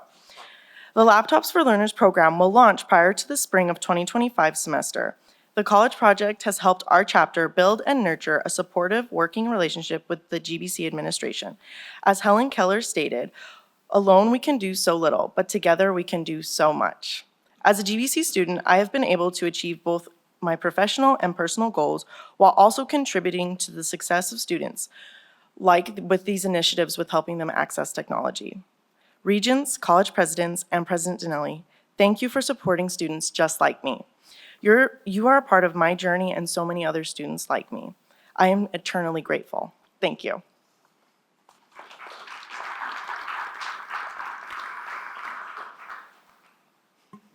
Thank you for coming today to present to us. Thank you. For the record, Dr. Amber Dinelli, president at Great Basin College. Carissa is a very impressive individual, and it came down to lots of different ideas and things that they wanted to come up with, but the Butter Believe It popcorn sales, they came up with that like in a few days and made $3,000 in like a week. So pretty awesome. As we begin, as we bring this presentation to a close, I want to thank the board for your time and attention and continued support of Great Basin College. The successful stories and the initiatives were shared today at the testament of a transformation and the power of education, the vital role that we all play in the students' lives and the communities that they live in. Your leadership and investment make it possible for us to create pathways to success, ensuring that every student has the tools and opportunities they need to achieve their goals. Together, we are not only empowering individuals, but also building a stronger, more resilient future for the regions that we serve. Thank you for the ongoing commitment to our mission of transforming lives through education. Your support fuels the ability to innovate, grow, and to make lasting impacts. We look forward to continuing this journey together, igniting the fire of success for every student at Great Basin College. Thank you. Thank you, President Dinelli. Next, we will go to Nevada State and with Provost Fry.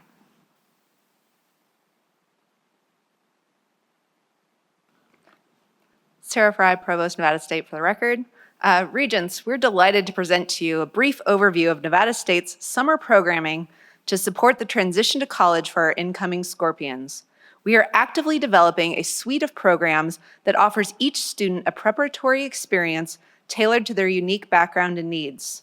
Each of our programs offers a combination of activities designed to facilitate college readiness, familiarize students with campus resources, cultivate peer communities, and provide academic enrichment. Today, we will share 4 examples of transition experiences at Nevada State: our Humanities Scholars Program, Sankofa Summer Bridge, Nepantla Residential Bridge, and Scorpion Smart Start. These programs range from light touch experiences to more intensive multi-week programs, and from small cohorts to full student body engagement. It is my pleasure to first introduce Dr. Laura Decker, Assistant Professor of English, to start us off by sharing about our newest program, the Humanities Scholars. Laura Decker, Assistant Professor of English and Chair of the Humanities Department. When students apply to Nevada State and declare a humanities major, including English, Deaf Studies, Visual Media, History, or Communication, they are invited to join our Humanities Scholars Program. We targeted the humanities in our pilot program because we value our humanities majors, but understand that they often need more explicit guidance in shaping their post-graduation plans. Our program aims to develop our scholars' humanities disciplinary identities through cohorted coursework and humanities-focused programming, to create a sense of belonging through engagement with humanities-focused workshops, and to increase the retention and persistence of our humanities students through mentorship, advising, and post-graduation planning. Once students accept their spots in our humanities program, they meet one-on-one with our program lead to identify their key challenges and interests so that our programming can be tailored to them. They also participate in a welcome luncheon with other scholars so they can begin to build a community as well as their disciplinary identities through intentional humanities activities. Finally, our scholars also meet with their humanities faculty mentors at the luncheon and begin developing a relationship with them that will hopefully last their entire time at Nevada State. Thank you.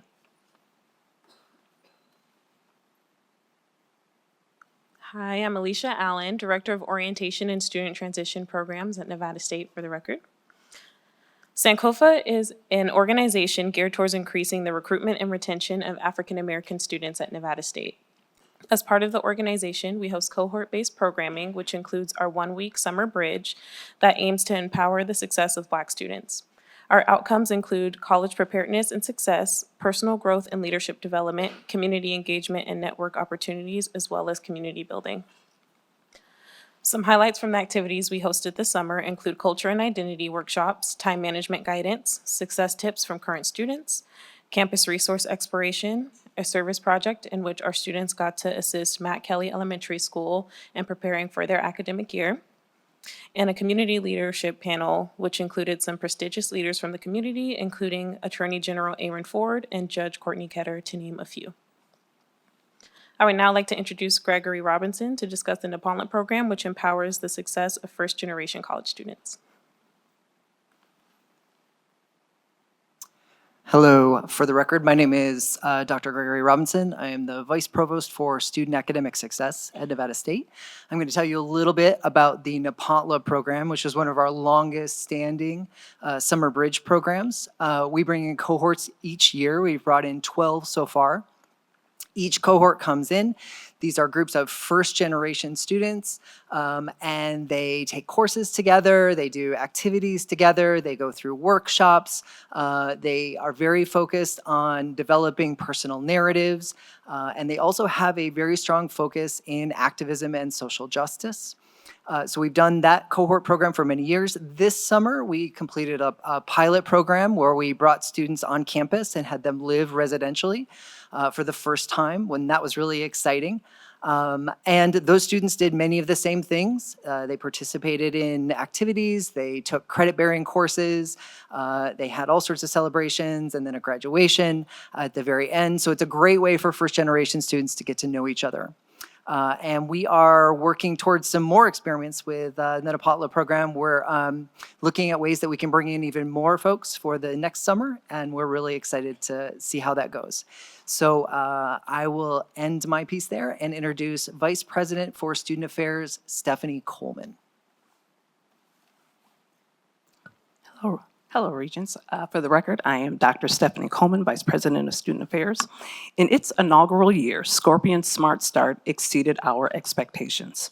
The 4-day event, the week before school start, was specifically designed for first-year students to establish an early connection to the campus, develop a sense of belonging and community, and tap into the motivation that all students bring with them when they decide to attend college. Scorpion Smart Start rolls out the red carpet of necessary crucial supports for a successful college experience.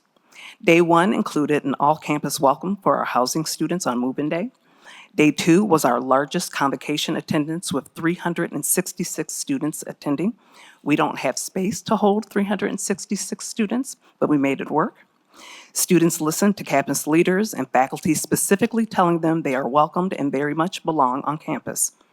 Day 3 was First Year Fest. 283 students enjoyed a day focused on the student support services, a motivational speaker, engaging campus activities, music, food, games, and an opportunity just to hang out on campus and roam around the buildings.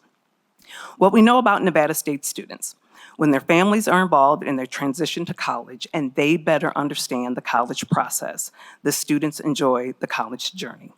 On day 4, an opportunity for new Scorpions to introduce their families to their new Scorpion family, with a family fun day at Popstroke, an off-campus venue with unlimited golf, food, and beverages, and of course, mingling with new Scorpions.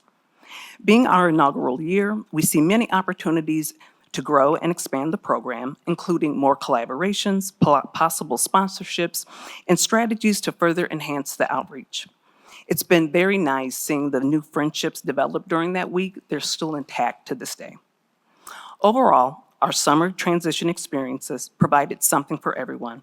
They were all different opportunities to aid students transitioning to the college campus and exposing them to the resources and support that will aid in their college success. Thank you. Thank you so much. At this time, I'll just open it up to Regents if you have any questions or comments for either GBC or Nevada State on their presentations. I don't see any. So thank you both for your presentations today. We really do appreciate it. It's great, all the work that goes into that student-centric model that all of our institutions have. So I really do appreciate it. Thank you. Next, we'll move on to item number 14, interlocal agreement for the transfer of real property located at 7000 East Russell Road, Las Vegas, Nevada, UNLV, Sam Boyd Stadium, and associated land parcels from UNLV to Clark County. And for this, I'll turn it over to President Whitfield. Thank you, Chair and Vice Chair and Regents. Today, I'm presenting for your consideration and approval a request to transfer the property commonly known as Sam Boyd Stadium, located at 7000 East Russell Road, back to Clark County. During the September 2024 board meeting, we highlighted the historical significance of Sam Boyd Stadium. For over 40 years, it's been integral to UNLV and the community, hosting football games, tailgates, concerts, and countless other events. However, thanks to our partnership with Allegiant Stadium, which offers UNLV football and the Rebel community the opportunity to play in a world-class stadium, we no longer utilize Sam Boyd Stadium. Given these changes, the most reasonable approach is to collaborate with our community partner, Clark County, to return the Sam Boyd to them, ensuring the property continues serving public purposes. Clark County has expressed a strong interest in reacquiring the property for public use, and through extensive negotiations, we have reached a fair and equitable agreement. Clark County will provide a $5 million reimbursement to UNLV, recognizing the university's prior maintenance and improvement investments in the property. The proposed reimbursement of $5 million will support the university's mission and priorities, with plans to reinvest the proceeds into initiatives that benefit students and the broader community. And with this in mind, I offer it for your consideration. Thank you, President Whitfield. I will open it up to Regents. Regent McMichael. Motion to approve. I'd like to second it, please. Thank you. So I have a motion from Regent McMichael to approve an interlocal agreement between the Board of Regents on behalf of UNLV and Clark County for the transfer of real property located at 7000 East Russell Road, Las Vegas, Nevada, commonly known as UNLV Sam Boyd Stadium with the appropriate APNs, to Clark County with the consideration provided by Clark County to UNLV in the fixed amount of $5 million as a reimbursement payment, among other terms. Is that an appropriate Yes, it motion? is. It's a mouthful. Yes, thank you. So I have that motion from Regent McMichael and a second from Regent Del Carlo. And Madam Chair, Chris Nielsen for the record, and I know that's a mouthful, but there's really a secondary portion of the agenda item. In addition to the approval of the interlocal agreement itself, there's authorization to finalize the all the ancillary agreements, which is contained in the second paragraph there. So I'm assuming that the motion would include all of that as well. Yeah. Yes, you are correct, and I hear that I have approval from Regent McMichael also. So we have a motion from Regent McMichael, a second from Regent Del Carlo, and I've got some regents in the queue. I will go first to Regent Brager and then to Regent Gokachia. Thank you very much. My question would be what is going to take place with the $5 million? And I know that I had a discussion on what I thought, but I don't run the campus. So that would be my question, I know it's $5 million. It was used for sports all this time. I felt it would be some way to use it for a lot longer than just putting it back into the system, I think girls' sports are ignored a little bit. And that was used before for that. If there was any way to do anything for softball and volleyball, or have a discussion with the campus or the chancellor to see what we do with that. I mean, it's a gift technically, and you're going to save more money each year because you're not spending hundreds of thousands of dollars on that facility for upkeep, maintenance, and security. So that would be my comment or question.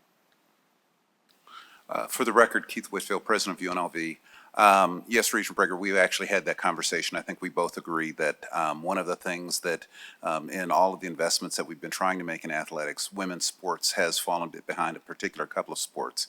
And that probably the most reasonable way is to take that money to put it into a quasi-endowment so that it can be spent. It won't just sit there, but if bigger issues come up, they come up. And you actually have the resources to be able to use them in a way that makes sense. But the women's sports piece of it would be the priority that we would start with.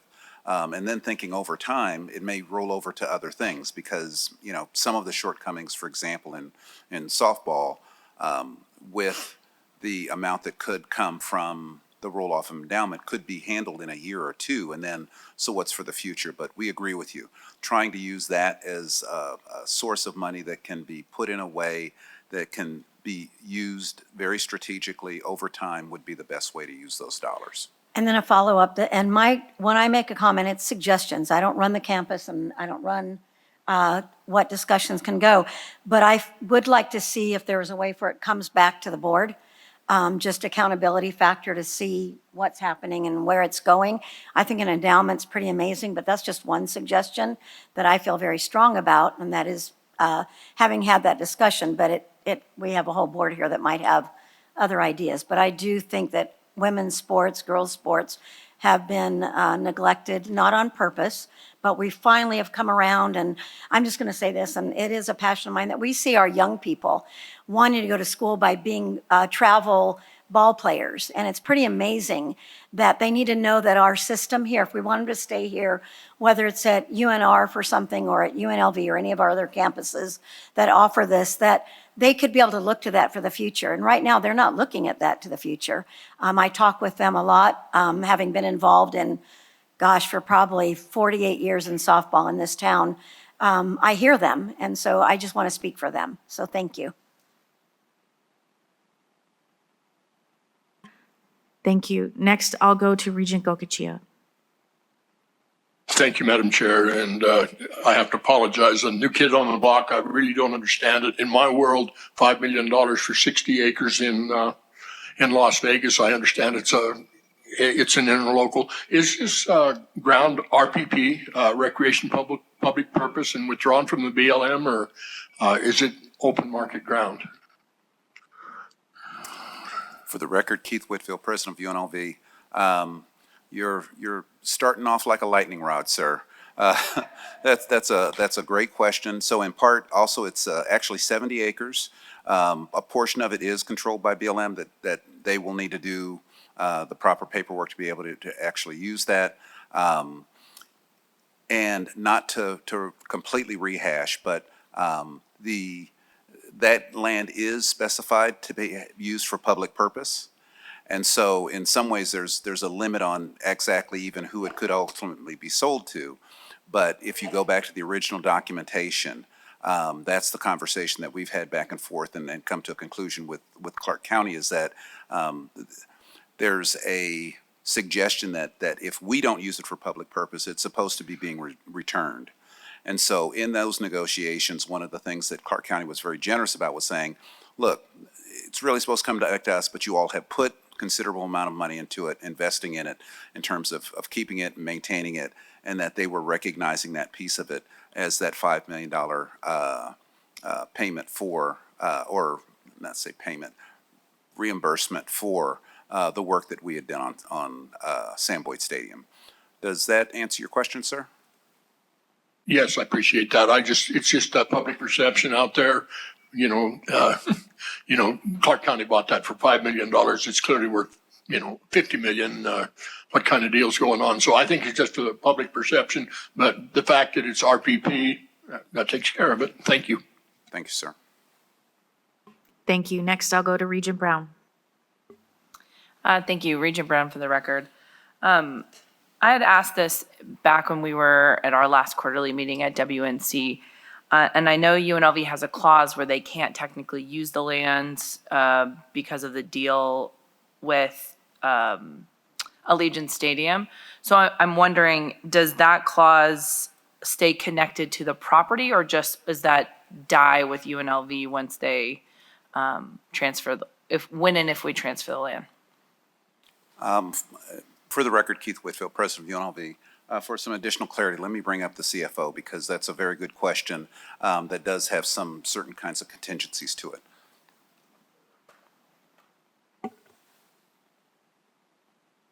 Nope. How about now? For the record, Casey Wyman, CFO, UNLV. To Regent Brown, yes, ma'am. So that clause, we had worked with Clark County specifically to include the language to prevent any impact to our deal with Allegiant, if that's what you're asking for. So initially, it wasn't in there with Council Mike Wixom and their legal counsel. We were able to work on an agreement to include that into the interlocal agreement.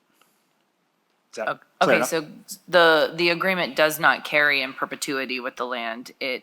Because you guys are selling it, that clause no longer is contingent. No, the clause still exists. It's just Clark County. The language within the agreement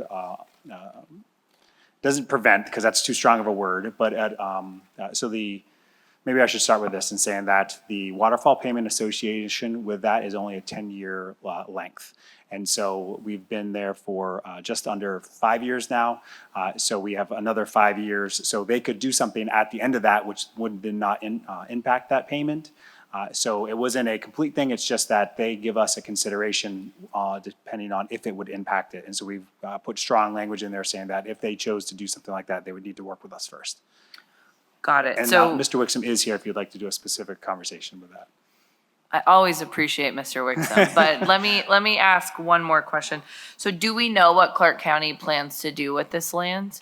For the record, again, Casey Wyman. So no, in the sense that they have not shared that with us. I've had conversations with them about their generality associated with it, and that revolves around parks and other initiatives associated with that public use piece of it, but they were not definitive in what they were saying. So there's a chance over the next 5 years, this might come back to the board if Clark County decides to do something that would trigger this clause. For the record, Casey Wyman, I mean, if that was the case that they did, yes, ma'am, then it would come back to the board. We would update an association, and specifically if it impacts that waterfall agreement. Okay, so today's vote would allow for Clark County to take ownership, but with the understanding that that clause does still exist. We still have some teeth into it for the next 5 years. And whatever happens, whatever they plan to do with the land might trigger a boomerang back to the Board of Regents to get more input. That's a fair recap, yes, ma'am. Yeah, thank you. I appreciate that. Thank you. I would like to invite Mr. Wixom up if he has any other additional comments regarding this aspect of the interlocal agreement.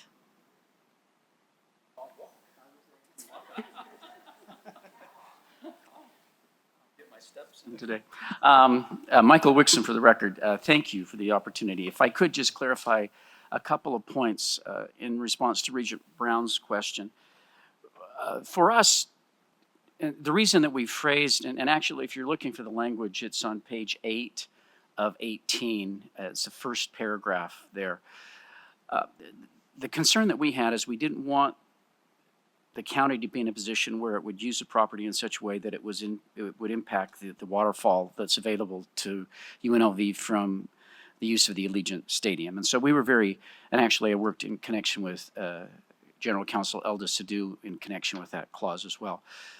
We thought it was most appropriate to keep it as a contractual clause as opposed to some sort of condition or restriction that would be recorded against the property, because if we did that, we'd have to go back to the BLM and get the BLM's consent to impose that kind of an additional restriction.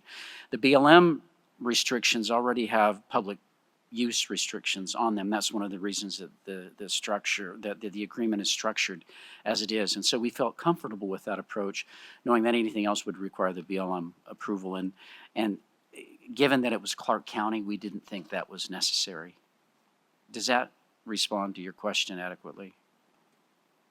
Yes, definitely. I just am more of just curious if we are going to make a decision, which I'll be honest, County Manager Schiller came to the last meeting. I said that I would support it then. I'm going to support it today. I just like to know, what our actual relationship would look like. So I appreciate the clarification. Yeah, if it were anybody else, we would have gone to the BLM and That's right. put a restriction on the property. But because it's Clark County, we didn't believe that was necessary. Thank you so much. I appreciate you.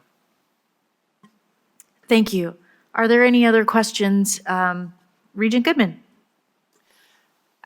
This is one of the few times I will disagree with my colleague, Regent Brager, but we heard about this deficit earlier today, upwards of $20 million. Is there any way that this money can be used to pay that down? And is it prudent? I'm not sure. I'm just asking the question. For the record, Keith Whitfield, President of UNLV. I believe we shared with you, we have a plan to try to roll down that deficit. Because we weren't sure about this, we haven't included that in there. But I think to share Regent Brager's perspective, I think we have a priority for this money, and even have it so that if you put it in a quasi-endowment, you can spend against it as might be needed. And so if for some reason the plan that we have, somehow didn't work out and we needed another source, we could actually tap into that source to be able to help pay down some of that debt. So the way we've structured it is to be able to have ultimate flexibility, but we do have priorities, which is that we understand and appreciate that we can support women's sports in some very strategic ways, being able to have that sort of funding available. If I may follow up, Chair, I would really love a report back to know exactly how that money was spent. Moving forward, if you could keep us in the loop and let us know what happened with the $5 million, that would be great. Sure. Thank you. And if I could ask a follow-up question to that, there has been some discussion about having more frequent periodic reports about athletics. And should it go in there, or would you just like it so that whenever, for example, we actually receive the funding, we actually share with you the funding, or that stepwise piece of it, or would you like it more periodically in this regular reporting that we were going to do? I just think an update to the chancellor that she can, distribute to all of us would be ideal when it happens, when you decide what you're going to do with it. Nothing formal. We did receive that report today with athletics, and I would just hate for it to fall off. I'd just like to know moving forward what happens. Certainly. Thank you. Thank you. All right. Well, it looks to me that there are no other comments or questions. I think that given the interest in this item, it is appropriate to do a roll call vote. So I will ask Carrie to conduct that. Regent Goodman. Yes. Regent McMichael. Yes. Regent Perkins. Regent Ariscotta. Yes. Regent Boylan. Regent Brager. Yes. Regent Brooks. Yes. Regent Brown. Yes. Chair Carvalho. Yes. Vice Chair Downs. Yes. Sorry, Regent Del Carlo. Thank you. And Regent Goycochea. Yeah, aye. The motion passes unanimously. Thank you. And thank you, President Whitfield, for bringing this forward. And we look forward to hearing about how this will impact sports or UNLV as a whole. Thank you. And thank you all. All right, we will move on to item number 15, public comment. Is there any public comment at GBC? No public comment at GBC at this time. Thank you. Is there any public comment at the system office in Reno? None at this time. Thank you very much. Is there any public comment here at UNLV? Good evening, Chair Carvalho, Chancellor Charlton, esteemed members of the Board of Regents. Again, my name is Deborah Arteaga, DeborArteaga. I'm the chair of the Faculty Senate at UNLV.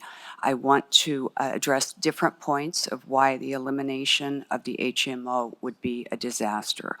Many doctors across campus have also contacted me. They mentioned that the Southern Nevada medical community will be thrust into chaos because many PPO providers are not accepting new patients. There will be a larger number of patients requiring care from the same pool of doctors and specialists. They argue that there will be serious repercussions to employee health care. For example, they are concerned that medical conditions will be diagnosed too late to treat successfully, as patients will forego preventative care. Then there's the financial impact. Forcing patients onto the PPO will be a tremendous financial strain for many of my colleagues. They are living paycheck to paycheck and cannot afford a deductible or an unknown copay. Inflation and increased housing prices mean that many colleagues already face financial hardships. Interest rates have skyrocketed. In the words of one colleague, quote, "I am paying 50% of my income in rent. I will have to forego medical care if the board eliminates the HMO. I urge the board to please contact Public Employees Benefits Program so that the HMO is not eliminated." Thank you.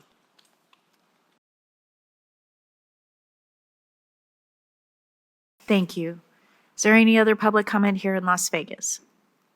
Seeing none, SES, is there any public comment on the phone? There are no callers at this time, Madam Chair.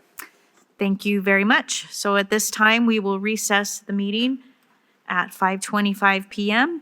And we will reconvene tomorrow as the members of the Corporation of the Institutional Foundations at 8 a.m. So tomorrow at 8 a.m. And as a reminder, there is the UNLV holiday reception in room 208. Thank you.